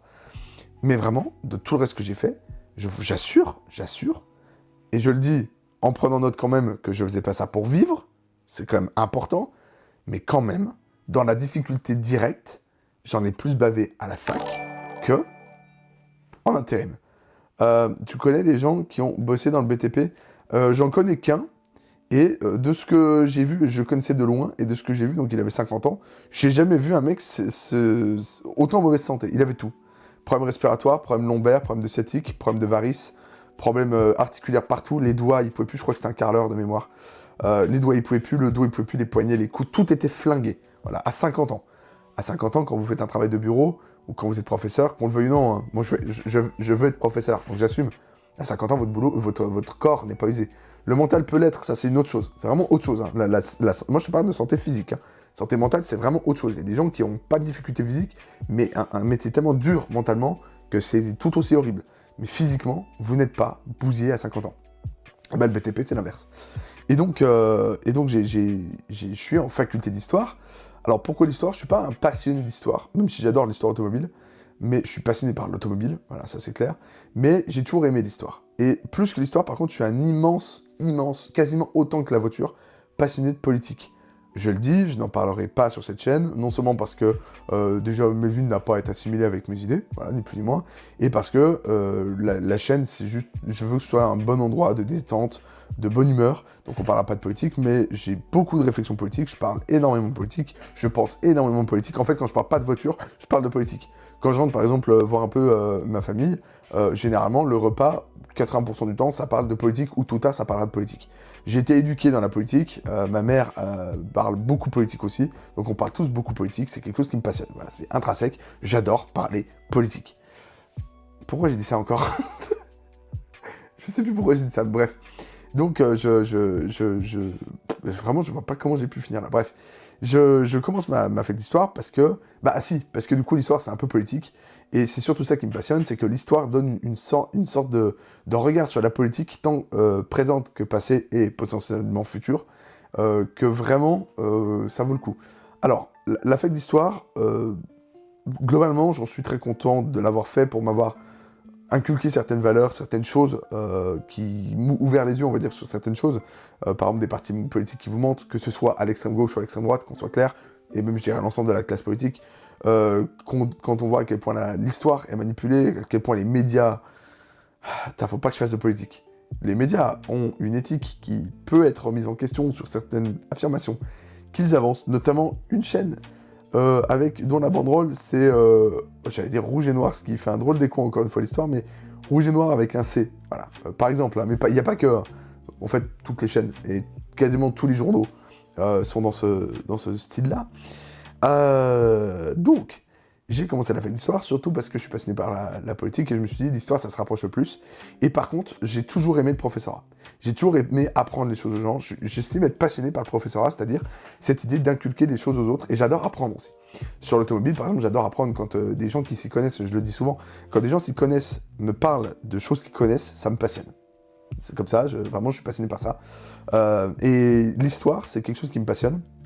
Alors, vous mettez de la politique, de l'histoire et en plus du professorat là-dedans, bah je suis en plein bonheur. J'ai fait un stage en début d'année qui m'a confirmé là-dedans, alors j'étais dans un établissement très calme, bah c'est là où j'étais en fait quand j'étais plus jeune au lycée, et avec un prof que j'appréciais beaucoup, donc ça a aidé, mais vraiment ça s'est tellement bien passé que, parce que j'ai fait du coup, j'avais dirigé 2 heures de cours, j'ai tellement aimé ça, tellement aimé apprendre aux élèves, j'avais appris, par exemple, il y avait des élèves qui ne connaissaient pas la guerre en Corée entre la Corée du Sud et la Corée du Nord, j'aurais expliqué ça, et alors, sincèrement, il faudrait que je démonte un peu sinon ça va durer 3 heures le live, mais vraiment, le cliché du « oh, les jeunes, ils sont plus capables de penser », c'est tellement faux, j'ai eu tellement des réflexions, je me suis dit « putain, le gamin, il pense ». Alors, au niveau vocabulaire, c'est autre chose, parce que vraiment, les gamins sont incapables de poser des mots sur leurs idées, ça fait peur, ils ne savent plus parler. Mais par contre, il y a des idées derrière qui sont vraiment pertinentes.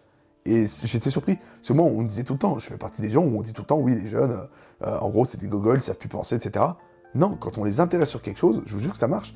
Quand je leur ai montré la Corée du Nord, la menace que c'était pour la Corée du Sud, que la Corée du Sud, on parlait en fait de la démographie en Corée du Sud. Vous savez que la démographie là-bas c'est une catastrophe, c'est-à-dire qu'en gros ils font plus d'enfants et que leur population est en chute libre.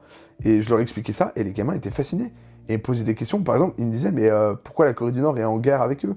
Et pourquoi est-ce que la Corée du Sud n'a pas gagné? Ça c'est extrêmement intéressant. Pourquoi est-ce que la Corée du Nord n'a pas attaqué? Je me suis dit mais putain, ces questions-là elles sont géniales pour des gamins de seconde. Enfin, ça va quoi. Je suis désolé, c'est pas des questions débiles. Enfin bref, et vraiment, c'était quelque chose qui me passionnait. Et en fait, être professeur d'histoire, ça permet surtout de faire professeur dans une matière vivante. C'est-à-dire, les maths, par exemple, c'est passionnant, parce que pour moi, je dis tout le temps, les maths, c'est le langage de l'univers. Je suis quelqu'un qui détestait les maths. Si on m'avait présenté les maths comme étant le langage de l'univers, peut-être qu'il y avait moyen que je me y sois plus intéressé. Mais les maths, c'est froid. 1 plus 1 feront toujours 2. Et les programmes scolaires, ils changent pas globalement, ils changent pas beaucoup, si ce n'est qu'ils se simplifient d'année en année. Bon. Mais l'histoire et du coup, a fortiori, la science politique qu'on étudie au lycée, du coup, la géographie, etc., tout ça est teinté d'actualité. Et c'est génial. C'est passionnant, ça change tout le temps. Les gamins peuvent vous poser des questions, ça entre directement dans la ligne de compte, en ligne de mire plutôt, sur la vie que vous vivez. C'est-à-dire que tout est teinté d'histoire, de récupération historique et politique, enfin bref, c'est passionnant. Et donc je me suis dit, bah, je vais aller dans cette voie-là, puisque la première, donc à la base, voilà, j'avais le boulot dont je ne veux pas parler, et ça fait beaucoup trop de fois que j'en parle, c'est terrible, qui du coup s'est mal terminé pour moi. Donc il fallait que je prenne mon plan B, heureusement j'en avais un, et c'était professeur d'histoire. C'est quelque chose que je voulais faire depuis la 3e. C'est pas une idée qui m'est venue comme ça en tête. C'est quelque chose qui était, ça faisait longtemps, et je savais que si j'arrêtais mon premier boulot, bon bah j'allais faire prof d'histoire. Bon. Et donc j'arrive en histoire. Première année de licence, je fais partie des gens qui arrivent à se faire des potes, je me fais un groupe de potes, c'est cool, on rigole bien, etc. Les cours sont ok, ça va, ça passe. L2, c'est plus compliqué, les cours. Alors pour vous donner une idée, pour ceux qui se demanderaient, là c'est un cours, alors je vais mettre en petit pour éviter que... Parce que je pense qu'il y a une propriété intellectuelle, je pense qu'il doit tomber sur le coup de ces cours-là. Ça c'est un CM de L2 ou L3, je sais plus, sur... c'était la situation de l'Italie urbaine au XIe siècle. C'était un peu intéressant. Je vais pas vous mentir, ça m'endormait un peu quand même, parce que je suis pas médiéviste du tout. Mais par un prof, par contre, que j'adorais. Vraiment, monsieur... Je peux pas dire son nom, mais... Oh, qu'est-ce qu'il était cool, ce prof. Mon Dieu, ce qui était bien. Il avait un cours en option sur l'histoire des religions. C'était le lundi de 17h à 20h. Ça aurait pu se finir à minuit, que j'aurais pas séché un seul cours. C'était tellement génial. Et pour l'anecdote, j'avais fait un travail... Ah, mais pardon, je vois que je vous montre pas. En jeu. Tac. Voilà, donc ça c'est un CM classique, donc cours magistral, hein, vous savez, les cours en fac en général, c'est cours magistraux, c'est-à-dire gros amphithéâtre, etc., puis TD, c'est des travaux pratiques où vous êtes évalué, etc. Et donc ça c'est un cours magistral classique, quoique j'ai pas pris beaucoup de notes, je trouve, bah bon. Et donc ce prof-là, il faisait donc un cours sur l'histoire des religions, et je me souviens, je lui avais dit, bah monsieur, j'ai envie de faire un truc sur la religion et Far Cry 4 notamment. Et le prof, hyper gentil, hyper ouvert d'esprit, me dit, ok, pas de souci. Il me dit, je vous noterai comme tout le monde. Voilà. Je dis, ouais, pas de souci. Je lui ai rendu le truc, il a adoré, il m'a mis 16. Parce qu'il avait été honnête, il m'a dit, voilà, je trouvais ça hyper intéressant, c'était bien amené, etc. C'était intéressant pour lui, puisqu'il découvrait. Et j'ai eu 16, et vraiment, c'était un prof, mais tellement bien, bref. Vous voyez, il y a des profs que j'aimais bien. A contrario, il y a... Alors là, il faut que je surveille mes mots, parce que j'y suis encore. Des professeurs dont la chaire, c'est-à-dire leur place hein, à la fac, ni plus ni moins, mériterait une petite inspection quant au mérite de cette obtention. Parce que, évidemment, ça se bagarre pour aller en prof en fac. Parce que vous faites pas d'heures par semaine, vous faites rien. Vous n'avez pas vraiment de compte rendu à faire. Hein, vous faites votre cours et puis terminez, basta. Votre cours peut avoir 15 ans que tout le monde s'en fout. Vous faites pas beaucoup d'heures, vous arrivez en retard, on s'en fout. La moitié des heures, en tout cas, moi c'était le cas, c'est des élèves qui parlent devant vous en faisant des exposés, donc on s'en fout. Bref, il y a des profs, voilà, je vais m'arrêter là. Je suis pas sûr qu'ils méritent leur place. Bref. Donc, moi j'arrive dans cette fac-là, L2, donc ça se passe, c'est plus dur le programme, c'est vraiment plus dur. On passe un cap là en termes de difficulté, ça écrème beaucoup, donc à la base on était 250, et dites-vous, on a été 55 à finir la licence. Voilà. En gros, on a été 20% de réussite. Et on arrive en L3, alors là L3, c'était pas compliqué, puisque voilà, les notes étaient pas sévères, mais bon, moi j'ai beaucoup cravaché quand même pour suivre. Alors, toi, tu te dégages, ah, faut que je le banne, flemme, de toute façon il va pas revenir, bref. Qu'est-ce que je veux dire? Et donc, la L3 a été vraiment le début où là, ça a commencé non seulement à être long, les cours perdaient vraiment de leur intérêt. J'ai eu des cours, je peux pas dire le nom des cours, en fait, l'intitulé, parce qu'on pourrait reconnaître le prof, puisque c'est des noms de thèse, en fait, ni plus ni moins. Mais vraiment, rien à foutre. Je suis désolé, hein, rien à foutre. Mais de près ou de loin, je me fous royalement de ce qu'on me disait, mais ça n'avait aucun sens, même aucun intérêt historique, aucun intérêt. Par contre, on va pas traiter, alors, de sujets, je dis ça de façon apolitique, ce sont des sujets qui devraient pas attirer, voilà, même si c'est des sujets houleux du coup. Je comprends pas qu'en fait, l'histoire, on nous apprenne pas Napoléon, la Révolution française, enfin la réalité, la guerre en Algérie, la guerre en Indochine, les collaborations avant le deuxième truc qui a fait pampan dans le siècle d'avant, parce que je sais pas si c'est censuré, ça sur Twitch, je connais pas les censures, à quel point ça va. Par exemple, un certain continent avec l'oncle Sam qui a collaboré pas mal avec une personne très très très méchante. C'est très léger comme terme pour ce genre de type, mais bref, vous avez compris. Enfin, tous les sujets en fait importants, on n'en parlait pas ou très très peu. La guerre en Algérie, oui, on en a parlé rapidement. Bon. Mais par contre, à côté, on va vous parler. Alors, faut que je vous trouve des semblants de sujets. Par exemple, ça aurait pu être un sujet du style les voitures des ouvriers au XXe siècle. C'est marrant, tu m'en parles 10 minutes, c'est drôle, parce qu'il n'y en avait pas. Tu m'en parles pendant 12 heures. On va pas se mentir, c'est long. Hein. C'est long de fou furieux même. C'est compliqué là.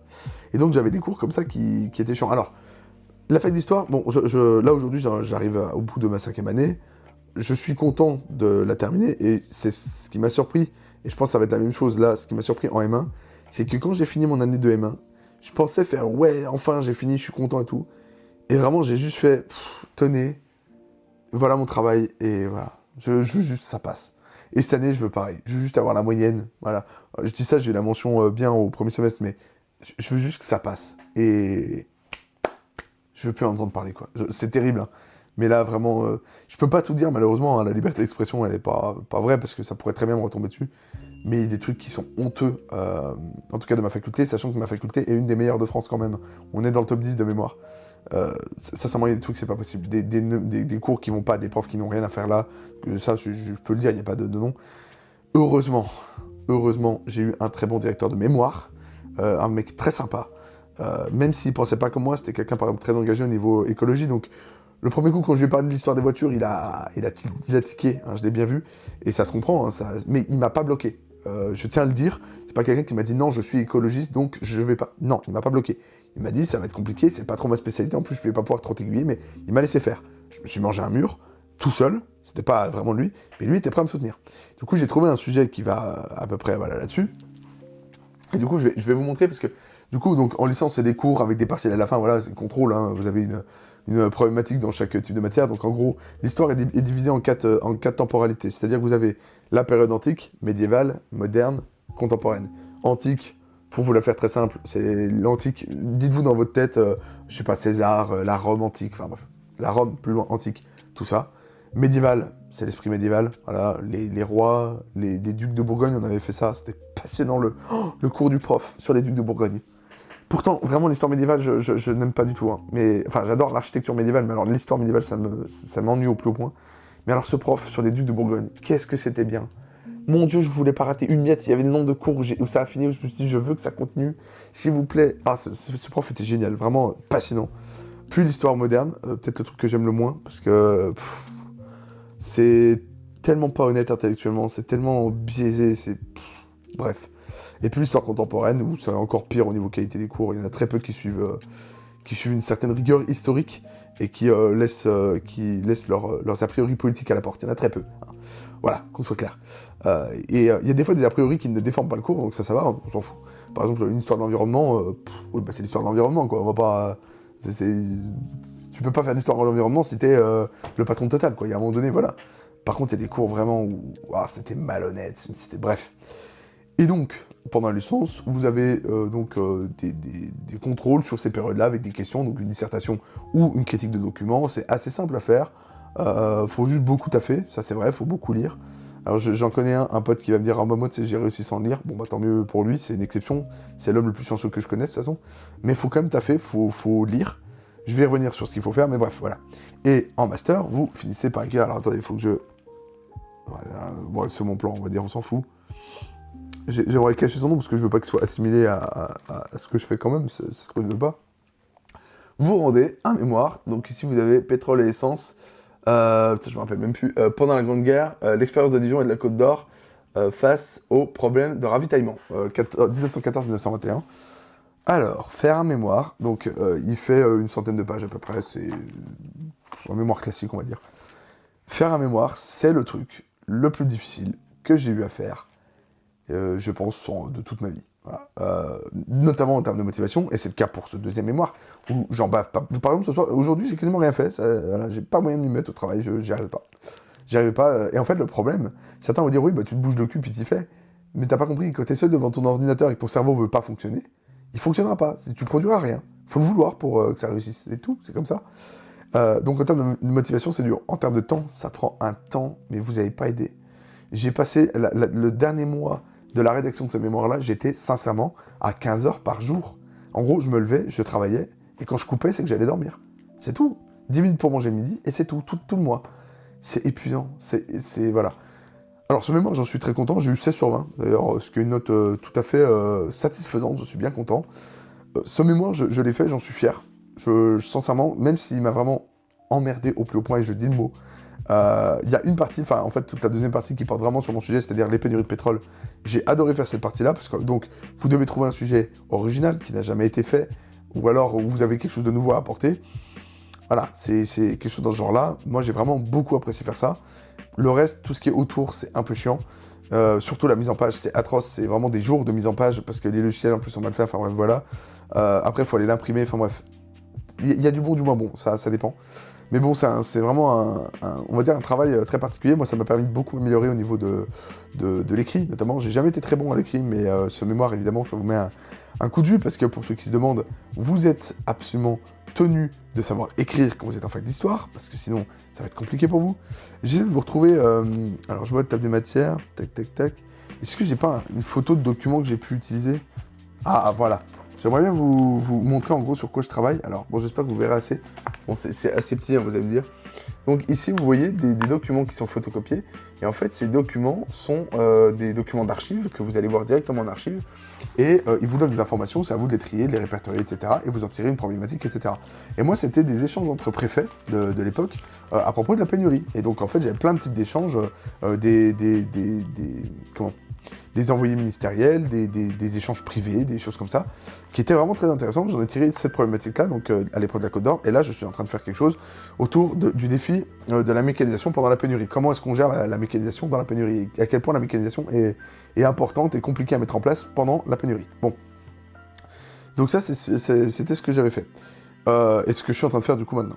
Donc le mémoire, c'est vraiment compliqué, et c'est ce que je dis. On m'avait déjà dit, oui, mais tu sais, tu travailles pas à la mine. Alors oui, bon, la mine, ça je veux bien l'entendre.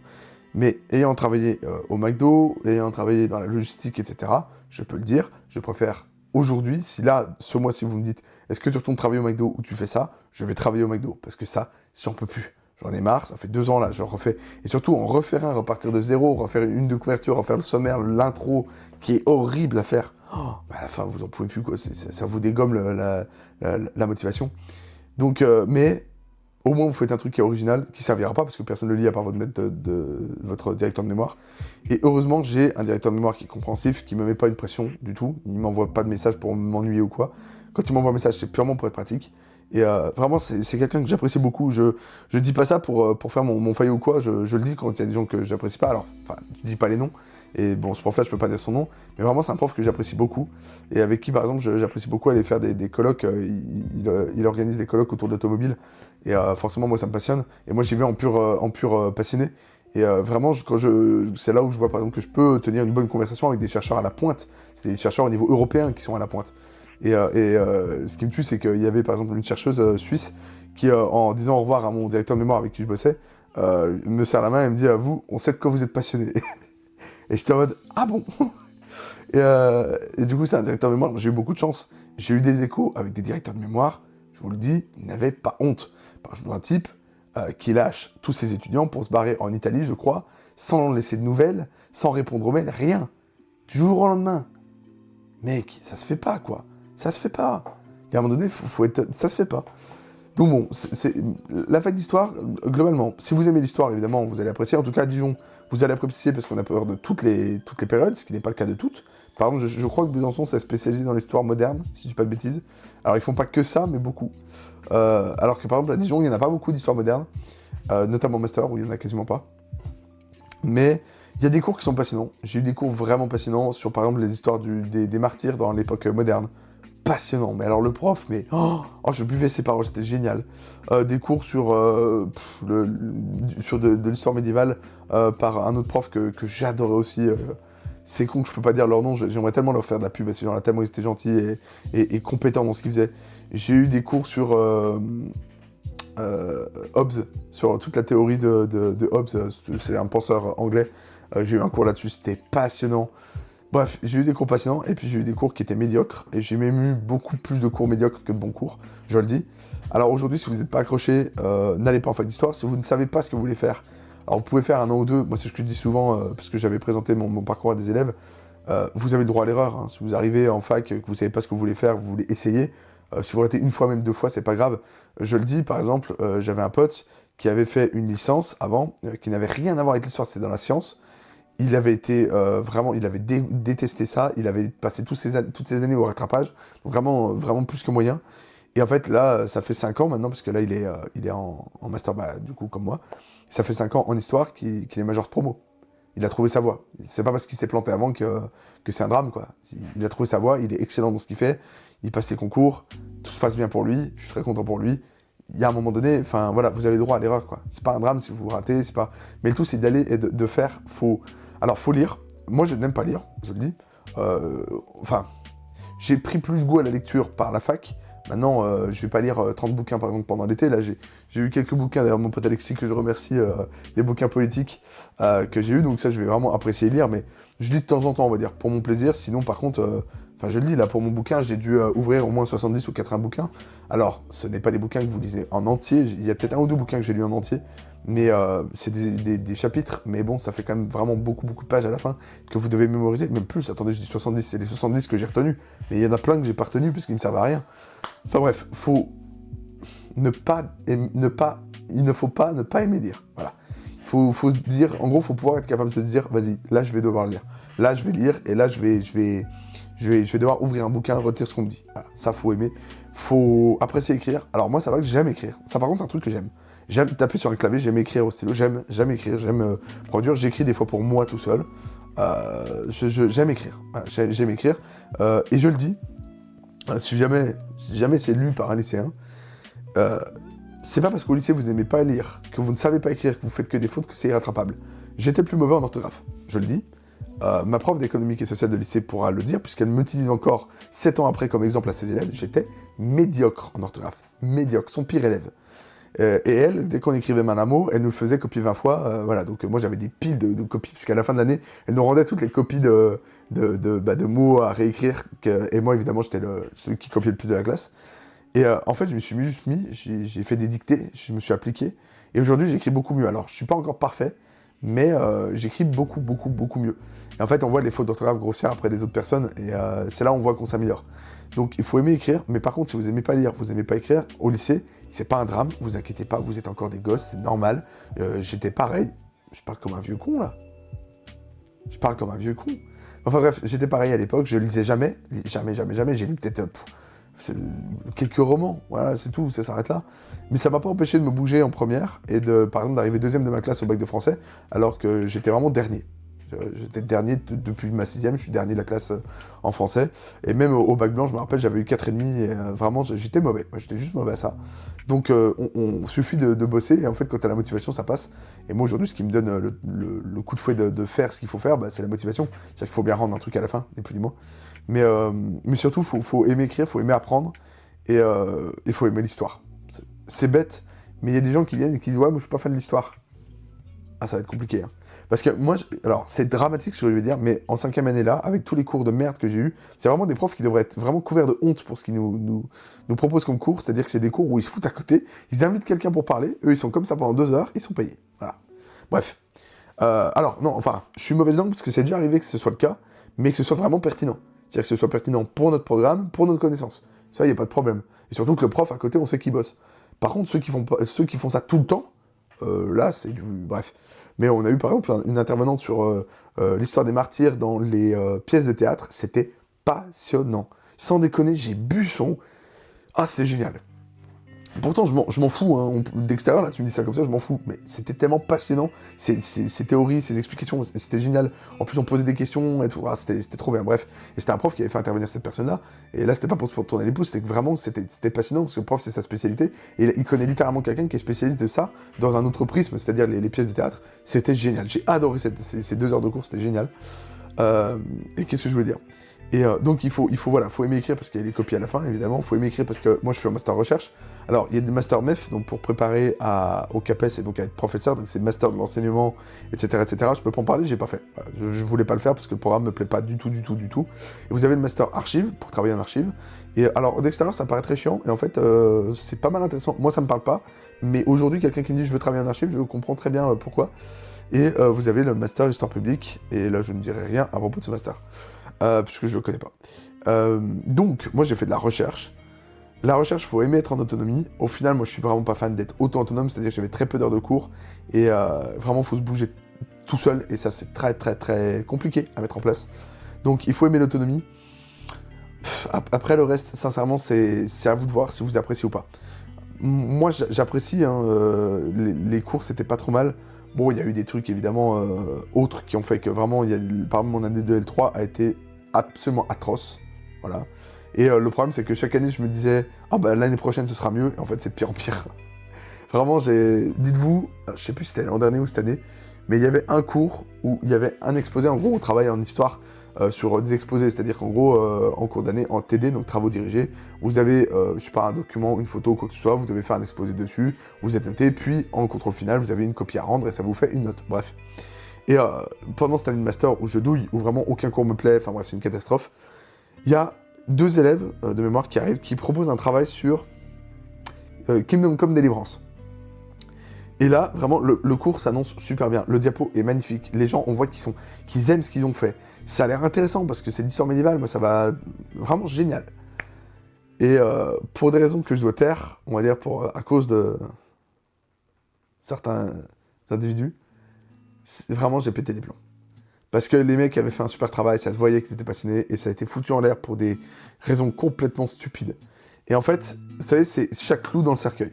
C'est-à-dire qu'il y a une petite lumière où vous dites « Ah, je vais peut-être un peu m'amuser », et là, on casse tout. On te dit que tu vas pas t'amuser, t'es pas là pour t'amuser, et tu vas douiller. Et le problème, c'est que quand t'arrives, alors quand t'es en L2, que tous les cours te plaisent pas, c'est pas un drame. Quand t'arrives en Master 2, quand t'es pas spécialisé en plus, parce qu'on te laisse pas le choix d'être spécialisé ou pas, enfin, tu te spécialises avec tes recherches, mais pas avec les cours, et que le peu de plaisir que tu peux prendre, on te le casse. Ah, je vous jure, ça me... Ah, c'était ce coup-là, je me rappelle, je suis sorti, déjà, j'ai vu les mecs qui étaient dégoûtés, c'était logique, parce que leur travail avait l'air génial, mais moi, j'étais énervé contre certaines personnes, ouais. On va rester très vague, on va dire. Parce que vraiment, je me suis dit, non seulement toi, toutes ces personnes-là, au pluriel, vous ne méritez pas leur place ici.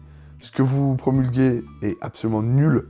Et vous passez votre temps en plus à cracher sur les autres, c'est-à-dire leurs collègues. Enfin bref, ils crachaient sur tout le monde, ces gens-là. C'était terrible, vraiment horrible ces cours. Leur diapo de cours, c'était vraiment 3 noms d'auteurs sur un fond blanc, même pas travailler, rien, ils en avaient rien à foutre. Et ils osent faire des remarques aux autres. Oh, faut avoir du self-control, hein. Faut vraiment avoir du self-control. Hein. Parce que vraiment, il y a des fois, tu as envie de câbler. Et moi, je me rappelle que ma mère me demandait pourquoi tu veux pas faire prendre ton fac, t'es très bien payé, t'es bien payé, t'as pas beaucoup d'horaires, enfin, moi, ça pourrait le faire. Et je lui ai dit, mais je peux pas être proche de ces gens-là.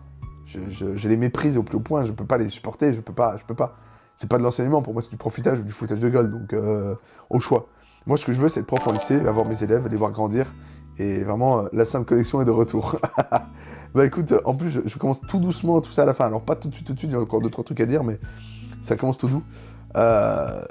C'est-à-dire que là, je me retrouvais dans une situation où j'étais énervé, quoi. Et là, aujourd'hui, je suis pas mal écœuré. Je suis motivé pour les concours, donc je vais passer le CAPES l'an prochain. Je suis motivé parce que je sais que c'est un métier qui va me plaire, qui vraiment sur tous les points est positif. C'est-à-dire que il va me plaire au niveau social, c'est-à-dire que quand je serai en collège-lycée, je verrai mes élèves régulièrement, donc on pourrait dire ce qu'on veut, on peut créer une sorte de relation avec des élèves, voilà, de prof-élèves, avec des classes, c'est vachement bien, quoi. On peut avoir des classes où on les voit grandir, les élèves, c'est vachement bien. Évidemment, je romantise pas le truc parce que vous doutez bien qu'il y a des cours avec des classes, comment dire, compliquées, ou des gens où c'est... Tu vas plus passer ton temps à faire la police qu'à faire autre chose, bref. C'est un métier, moi, qui me passionne. Donc, pour ça, je suis motivé pour les concours. Mais alors là, mes études, j'en ai ras-le-bol, quoi. Et vraiment, c'est la phrase qui est terrible à dire, qui est dramatique. Mais des fois, je regarde un reportage, je lis un bouquin, je me dis, ouah, je suis pas dégoûté par ça encore. Ils ont pas réussi à me dégoûter de l'histoire. Et c'est compliqué, hein. Ou pas, ça me gave, c'est si passionnant, le peu que j'entends MDR. Bon, au pire, tu pourras regarder la rediffusion, normalement, elle sera dispo sur Twitch. Donc comme ça, tu seras tranquille. Mais c'est con, ouais, que ça capte mal pour toi, parce que ça aurait été marrant d'avoir des rebondissements. Mais du coup, vraiment, je suis à la fois passionné par le professorat, mais là, les études, j'en ai ras-le-bol. Alors, il y a aussi le fait que j'ai 25 ans, le fait de reprendre mes études, ce qui n'était pas du tout prévu, de reprendre mes études. Des fois, je mange mes mots, je le vois quand je fais du montage. Quand je reprends mes études, c'est pas prévu. Ça marche quand même bien, mais j'ai 25 ans, je veux avoir mon salaire, je veux avoir mon appart, je veux être autonome, je veux avoir mon... Voilà, pouvoir continuer à faire YouTube, pouvoir tout ça, pouvoir avoir un emploi du temps. Moi, je suis quelqu'un, là-dessus, j'attends que ça. Donc, ouais, mais l'interaction est moins spontanée. Ah bah oui, ça, c'est clair que c'est beaucoup moins passionnant d'écouter une rediffusion que de savoir que c'est en direct. Ça, je te l'accorde. Mais... et du coup, là, je suis à la fin de mes études, où je me dis... Alors, la fac de Dijon, sans faire de mauvaise pub, pour certaines raisons, je ne la recommanderais pas. Je peux pas trop aller loin dans les détails, parce que la liberté d'expression, tout ça, bon bref, je peux pas salir certaines choses. Il y a des fois, ça vaudrait le coup. Par exemple, si vous aimez l'histoire médiévale, il y a d'excellents profs. Si vous aimez l'histoire antique, il y a d'excellents profs. Si vous aimez l'histoire contemporaine, moi, heureusement, je suis par exemple dirigé par un mec que j'apprécie... un professeur, pardon, que j'apprécie beaucoup, dont je trouve le travail vraiment très pertinent, mais c'est pas le cas de beaucoup de professeurs d'histoire contemporaine. Donc en vrai, ça dépend. Renseignez-vous un peu sur les cours qui sont donnés, parce que ça, vous pouvez le savoir. Mais globalement, je peux pas dire que je recommande, parce qu'aujourd'hui, j'en suis écœuré, quoi. Je veux qu'une chose, c'est que ça se finisse. Donc vraiment, j'en suis complètement gavé, j'en ai ras-le-bol, je veux juste que ça se termine. Et je veux pas faire l'hypocrite à dire oh là là, je recommande ça. Les études d'histoire sont géniales, c'est quelque chose que j'ai beaucoup aimé parce que ça ouvre les yeux sur beaucoup de choses. Vous voyez un peu la manipulation politique de certains, vous voyez la malhonnêteté des autres, enfin, c'est génial. Faut aimer être un casse-couille quand vous êtes historien, c'est-à-dire que faut aimer dire non, tu as tort, parce qu'aujourd'hui il y a certains partis, peu importe le camp, qui se reposent beaucoup sur l'histoire, et vous êtes le casse-couille à dire ce que tu dis là est complètement faux, totalement. Tout ce que tu dis, tout ce que tu racontes, c'est de la merde. Mais que ce soit d'un côté ou de l'autre, c'est de la merde. Tu dis n'importe quoi. Il n'y a pas un fond de vérité dans ce que tu racontes. Et alors, par contre, et ça je le dis, et vraiment, j'appuie là-dessus, parce que donc je présentais la filière à des élèves, et je leur disais bien, soyez conscients quand vous allez en histoire, et que vous vous impliquez dans l'histoire, que vous ne prenez pas ça comme un lycéen, c'est-à-dire que vous essayez d'apprendre, de comprendre, etc. Moi, je trouve qu'il y a le poids de la réalité du monde à prendre en compte, pardon. C'est-à-dire que pendant ma L2, j'ai commencé à comprendre que le monde qu'on m'avait dressé était un tissu de mensonges. J'ai commencé à comprendre qu'effectivement l'homme était un tas de merde, alors qu'il pouvait briller parfois, mais que c'est pas souvent le cas. Et quand on commence à coudre comme ça, et quand on voit en plus les conjonctures politiques et économiques aujourd'hui, c'est-à-dire des partis, encore une fois, peu importe le bord, qui passent leur temps à mentir pour avoir un électorat, un système qui repose sur un tissu de mensonges, enfin bref. Et sans faire le complotiste à 2 balles, hein, je vous parle pas de complot de merde, je parle de réalité. En fait, quand vous avez ça, vous avez un poids à tenir, c'est-à-dire, par exemple, il faut rester calme quand vous entendez des gens vous raconter à longueur de journée des conneries. Il faut rester calme. C'est-à-dire qu'il faut accepter que il y a des gens qui n'ont pas eu l'éducation qui vous permet de voir que... Parce que même dans la fac d'histoire, il y a un paquet d'élèves qui passent complètement à côté et qui gobent tout ce qu'on leur dit, sans remettre en question quoi que ce soit, et c'est dramatique parce qu'il y a beaucoup de conneries. Les cours, c'est écœurant, même quand ça te passionne, le mieux quand tu veux débattre, c'est de connaître ton sujet à 1 000 000%. Alors, ça dépend. Moi, je trouve que le mieux pour débattre, c'est d'avoir quelqu'un de bonne foi devant vous. Moi, par exemple, au niveau politique, celui avec qui j'adore débattre, c'est mon frère, Étienne, que vous avez vu en vidéo plusieurs fois, parce que c'est quelqu'un que j'estime être honnête, c'est-à-dire qu'il va reconnaître ses torts quand je lui prouve par A plus B qu'il a tort. Je vais reconnaître mes torts quand il me prouve par A plus B que j'ai tort. Il m'a déjà fait changer d'avis sur certains points politiques. Sur le point de vue historique, il est prêt à apprendre. En fait, c'est cool d'être devant quelqu'un d'honnête, quoi. C'est-à-dire que même quand ça va contre tes idées, quand je te montre par A plus B que t'as tort, eh ben t'assumes. C'est comme ça, t'as le droit d'avoir tort, mais faut l'assumer. Et il y a des gens en politique, t'as beau leur prouver par A plus B qu'ils ont tort, d'un côté ou de l'autre, encore une fois, hein, je fais pas de... Voilà. Et ben ça marche pas. Parce que les gens, ils veulent pas comprendre. Et ça, c'est peut-être le plus gros drame de l'historien, c'est qu'à un moment donné, en fait, tu te lasses parce que tu te dis, j'ai beau te prouver par A plus B que j'ai raison, tu vas me dire, bah non, je veux pas te croire. Et là, c'est mort, t'as plus de débat. Donc c'est très compliqué, en fait. Et le truc, c'est que, par exemple, moi, quand on me... Ça, c'est quelque chose que je dis. Quand je débat avec quelqu'un, si j'avance, par exemple, que je suis passionné par l'automobile. T'es un droitard, anti-planète, tu pollues à mort, t'es un enfoiré, t'es machin. Quand je dis, je sais pas moi, que je suis pour les droits LGBTQIA, par exemple. T'es un gaucho, t'es une merde, t'es machin. Et c'est insupportable.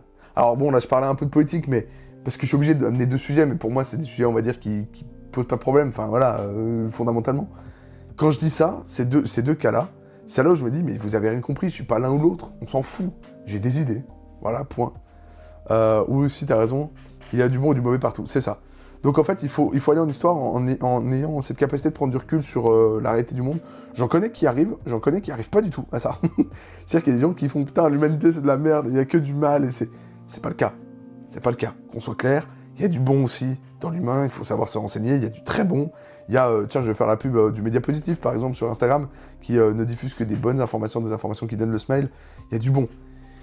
Mais, par exemple, ça c'est con que je peux pas vraiment parler politique, je m'y interdis, hein. Vraiment je le dis, parce que la liberté d'expression n'existe pas, le tribunal populaire pourrait me tomber dessus. Mais voilà, comme quand je dis que j'aime les voitures, on va me tomber dessus, mais de façon terrible, en disant que je suis quelqu'un qui déteste la planète, c'est pas le cas. Ce que j'aime, c'est pas polluer, par exemple. Je fais tout pour pas faire de gâchis alimentaire, voilà, je suis pas un écolo, hein. Mon mode de vie est tout sauf écolo, qu'on soit clair. Je vais pas me faire l'image du mec écolo, non, qu'on soit clair. Mais par contre, quand je parle d'automobile, je parle d'histoire, je parle de travail. Moi, ce que j'aime, c'est voir l'ensemble des gens qui ont travaillé pour donner... Par exemple, la Lancia Stratos, voilà, je prends un exemple. C'est une vision de l'automobile à un certain moment. Des gens qui sont cassés la tête avec un design fou, une mécanique qui est vraiment simple et pourtant terriblement efficace. Cette voiture concentre tellement de travail, de design, d'histoire, d'art. C'est de l'art, la Stratos, c'est de l'art. De l'art, autant de l'art mécanique que de l'art visuel. C'est-à-dire la voiture est une œuvre d'art, quoi. C'est ça pour moi l'automobile. Elle pollue, effectivement. Et si vraiment je pouvais souhaiter que toutes les voitures polluent zéro, je pourrais. Mais bon, mécaniquement, ça n'existe pas. Et donc là, on va me catégoriser à droite. Et puis sur certains autres sujets, on va me dire, bah t'es un gaucho. Et en fait, c'est saoulant, quoi. En fait, t'arrives au milieu, tu dis... Tout le monde a le droit d'avoir ses idées, mais quand tu veux plus parler parce que tu juges l'autre directement, en fait, c'est ce qui se passe aujourd'hui, c'est-à-dire que les gens se parlent plus. Maintenant, c'est soit t'es de droite, soit t'es de gauche. Si t'es pas aucun des deux, t'es de Macron et t'as rien d'autre. Là, je parle déjà de politique. On va... Mon côté écolo, c'est de prendre des pneus d'occasion. Bah, c'est bien les pneus d'occasion. C'est vrai que c'est du recyclage, mais c'est bien.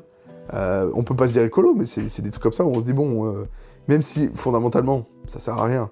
Des fois, je fais des efforts. Par exemple, moi, attention à l'effort. Je ne fais aucun gâchis alimentaire. Ça va. Monsieur se porte bien, donc ça se voit un peu, si tu veux, qu'il n'y a pas beaucoup de choses qui passent à la poubelle. Mais vraiment, c'est vraiment pour des raisons de... Des fois, j'aime pas du tout ce que je cuisine ou quoi, et je vais quand même le manger, parce que je me dis, je vais pas le jeter. Pour des raisons de... On va pas jeter de la bouffe comme ça. Je vais pas me dire pour autant écolo, mais ces gestes-là, même s'ils servent à rien, ça apaise la conscience, on va dire. On va dire ça comme ça.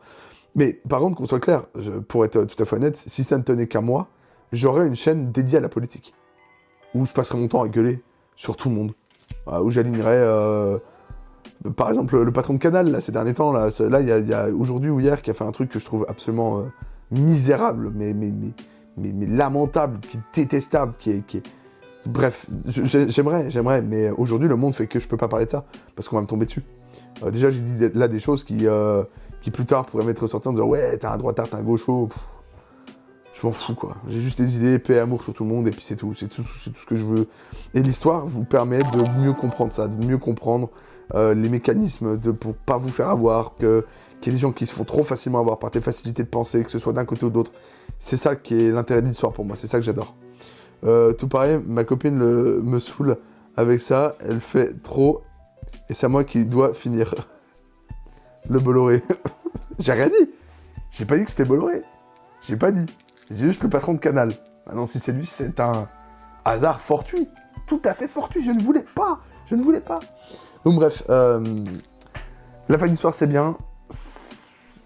Pareil, la fac d'histoire, c'est fou à dire. On parle de la liberté d'expression. Je pense que si là, je disais certaines choses et qu'on me les ressortait, par exemple, à la fac, je pourrais avoir des problèmes. Parce que j'ai des pensées envers le milieu universitaire. Putain, quoi. Vous vous rendez pas compte de l'argent qu'on passe par les fenêtres, des incapables qu'on rémunère tous les mois. Il y a vraiment, c'est une catastrophe. C'est lamentable. Et je parle pas de politique. Hein. On m'a souvent demandé, d'ailleurs, si la fac d'histoire était lourdement politisée. Elle l'est, évidemment. Mais pas tant que ça. Il y a plein de sujets, par exemple, les villes italiennes du XIIe siècle, tu vas pas faire de politique là-dessus. Enfin, si tu peux faire une lecture des classes, parce que, bon, je ne vais pas rentrer dans le détail, mais en gros, dans les villes d'Italie de ces époques-là, il y avait des tours qui étaient construites par des grandes familles pour asseoir leur pouvoir sur tout le monde. Bon, ça peut être un peu politique, mais vraiment, globalement, j'ai pas eu le sentiment que tous mes cours étaient politisés, sincèrement. Ça va. Mais sur d'autres points, sur la qualité des cours et tout, c'était une catastrophe. Donc, pour ceux qui veulent faire prof, voilà, ça peut être une très bonne idée. Pour ceux qui veulent être archivistes, voilà. N'oubliez pas qu'il y a l'IA qui avance. Et l'IA, les seuls métiers pour moi qui sont vraiment tranquilles au niveau de l'IA, ça va être à la limite les plombiers, les électriciens. Mais tout ce qui est, par exemple, même carreleur, on voit déjà des robots qui se mettent à faire du carrelage toute la journée sans broncher. Donc c'est fini. On dit que les métiers de bureau, comme on dirait, comme le mien, sont menacés. Vous inquiétez pas. Tout ce qui est artisan, ébéniste, ça va. Tous ces genres de métiers-là vont mourir. Les agriculteurs, c'est fini. Aux États-Unis maintenant, 2 ou 3 agriculteurs, ils programment en fait des tracteurs qui font tout seul. Donc, en fait, il y a un paquet de métiers qui est fini. Je pense que l'enseignement va être un peu préservé, je l'espère, mais tôt ou tard, ça va être fini. Donc, pour ceux qui voudraient faire, par exemple, moi, je pense que archiviste, ça va être compliqué, parce qu'à la fin, on va juste scanner les documents et on va dire à l'IA, bah, vas-y, trie, par exemple. Enfin, c'est un risque, on va dire. Je sais pas si ça va être vrai, parce que ça va avoir un coût de faire ça, mais par contre, je pense que ça peut arriver. Tout le reste, je vois le métier d'histoire publique, en gros, c'est écrire, par exemple, tu sais, les panneaux que tu croises, je sais pas, sur une randonnée, des panneaux avec des explications sur ce que tu vois, etc. Ça, c'est fait par ce genre de personnes, en gros, c'est l'idée de ce que j'ai compris, hein, parce que j'ai pas fait le master, ça se trouve, j'ai une grosse bêtise. Mais tout ça va être remplacé par l'IA. Donc, soyez sûr, en allant en fac d'histoire, de ce que vous voulez faire, et même avec vos études, qu'on le veuille ou non, il faut prendre en compte l'IA. Et moi, par exemple, je vois dans la logistique, je pense que c'est pas un métier d'avenir. Parce que je pense qu'on voit aux États-Unis ou en Chine, il y a des entrepôts complets gérés par des robots. C'est déjà trop tard, c'est déjà fait. C'est juste qu'il faut que ça s'implante en France, mais ça va se faire.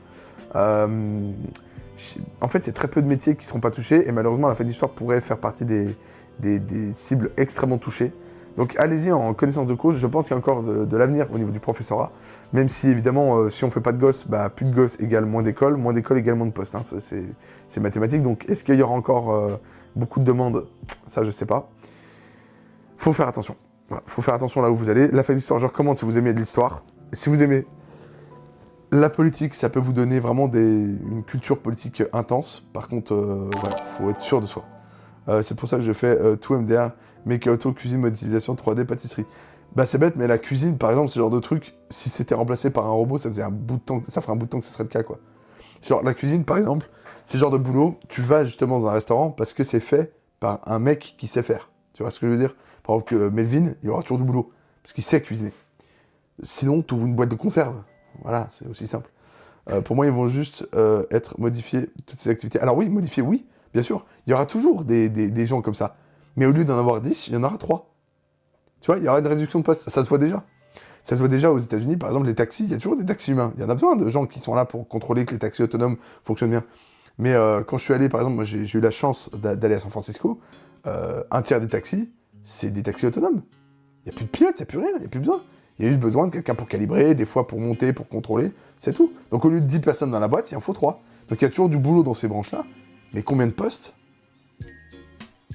Si par exemple, dans la logistique, ton entrepôt, il peut tourner avec une personne pour superviser les robots, ce qui se passe en Chine. Hein. C'est-à-dire que par exemple, il y a des endroits, j'avais vu un reportage passionnant en Chine, où il y avait un entrepôt, où le mec expliquait qu'au lieu d'embaucher 100 personnes, il en avait 2. 2 personnes. Voilà. 2 au lieu de 100. Ça va devenir élitiste, c'est bien ça le problème. Alors on va avoir des questions extrêmement importantes, c'est-à-dire comment rémunérer les gens s'ils n'ont plus de boulot, comment entretenir la paix sociale, parce que les gens qui n'ont pas de boulot, ça va être compliqué pour eux d'avoir la paix, comment garantir que les frigos vont se remplir, ça c'est la question. Alors On n'est pas encore tout à fait là, parce que là, par exemple, on est en train de remarquer que l'IA a un coût supérieur à une main-d'œuvre humaine, pour l'instant. C'est-à-dire que avoir des requêtes pour l'IA, pour les entreprises qui gèrent les IA, parce qu'aujourd'hui, les entreprises sont déficitaires, celles qui gèrent les IA sont déficitaires, elles ne font pas de bénéfices. Elles sont cotées en bourse, mais elles ne font pas de bénéfices. Et en fait, elles remarquent que, honnêtement, ce qu'on leur demande leur coûte plus cher que si la personne demandeuse employait quelqu'un.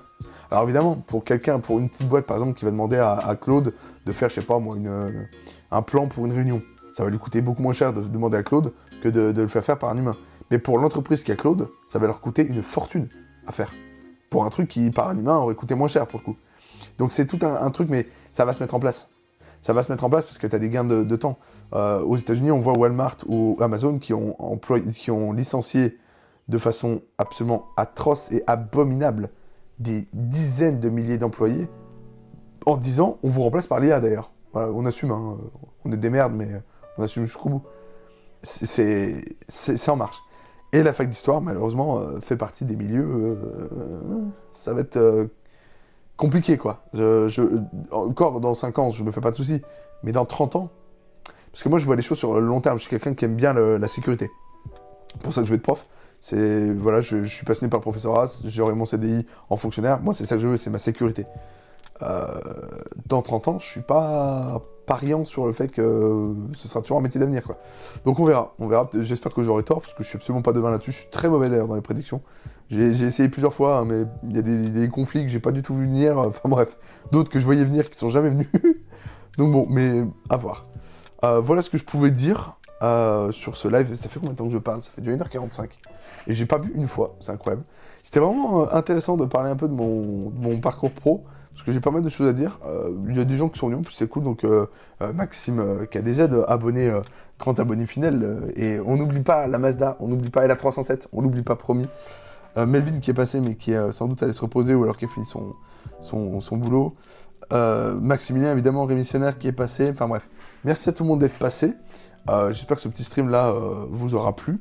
On se retrouve lundi prochain donc pour un gros stream. Lundi prochain, c'est stream avec Max où on va parler de sa Corvette C4. Et avant ça, juste avant de parler de sa Corvette, on va parler de la grosse vidéo qui arrive dimanche. Je vous le dis, c'est une voiture qui d'extérieur, vous allez vous dire, oh bah c'est une Twingo quoi. Voilà. Et en fait, vous allez voir que la vidéo est géniale. J'en suis trop content. Elle est très drôle en fait. C'est surtout ça, elle est vraiment très drôle. Donc j'espère qu'elle vous plaira. J'espère que vous n'êtes pas trop hype non plus. Hein. On n'est pas sur. Quoique non, si, elle est vraiment bien. Voilà, je le dis, j'assume. Je la trouve géniale. Donc merci à Maxime d'être venu. Malheureusement, je suis obligé de te lâcher parce qu'en plus, je suis en train de tomber. Je sens que la fatigue me gagne. Merci à toi d'être passé. N'hésitez pas à vous abonner à Samplon 98, la chaîne qui grossit bien parce que là, on est à 1500. De mémoire, 1500. Alors attendez, je me suis trompé d'application. 1500. Non, ça c'est le compte de la rediff où j'ai 7 abonnés. Ce qui est pas dingue, on va pas se mentir, mais bon, ça me permet de les avoir toujours avec moi. 1518 abonnés. Voilà. 1518 et on a généré pour l'instant, roulement de tambour, 48,49 € depuis août dernier. On va pas se mentir, il vaut mieux travailler en intérim. Ni plus ni moins. Donc voilà, sachant que c'est de l'argent que je peux pas toucher parce qu'on peut toucher l'argent qu'à partir de 70 €. Voilà, donc là vraiment j'en suis loin. Donc 1518 abonnés, ça grimpe plutôt fort ces derniers temps, c'est vachement cool. Donc prochaine vidéo dimanche, j'espère qu'elle vous plaira. Merci à Maxime d'être passé, merci à toutes les autres personnes d'être passées. On se retrouve lundi prochain. C'était Antoine et ciao.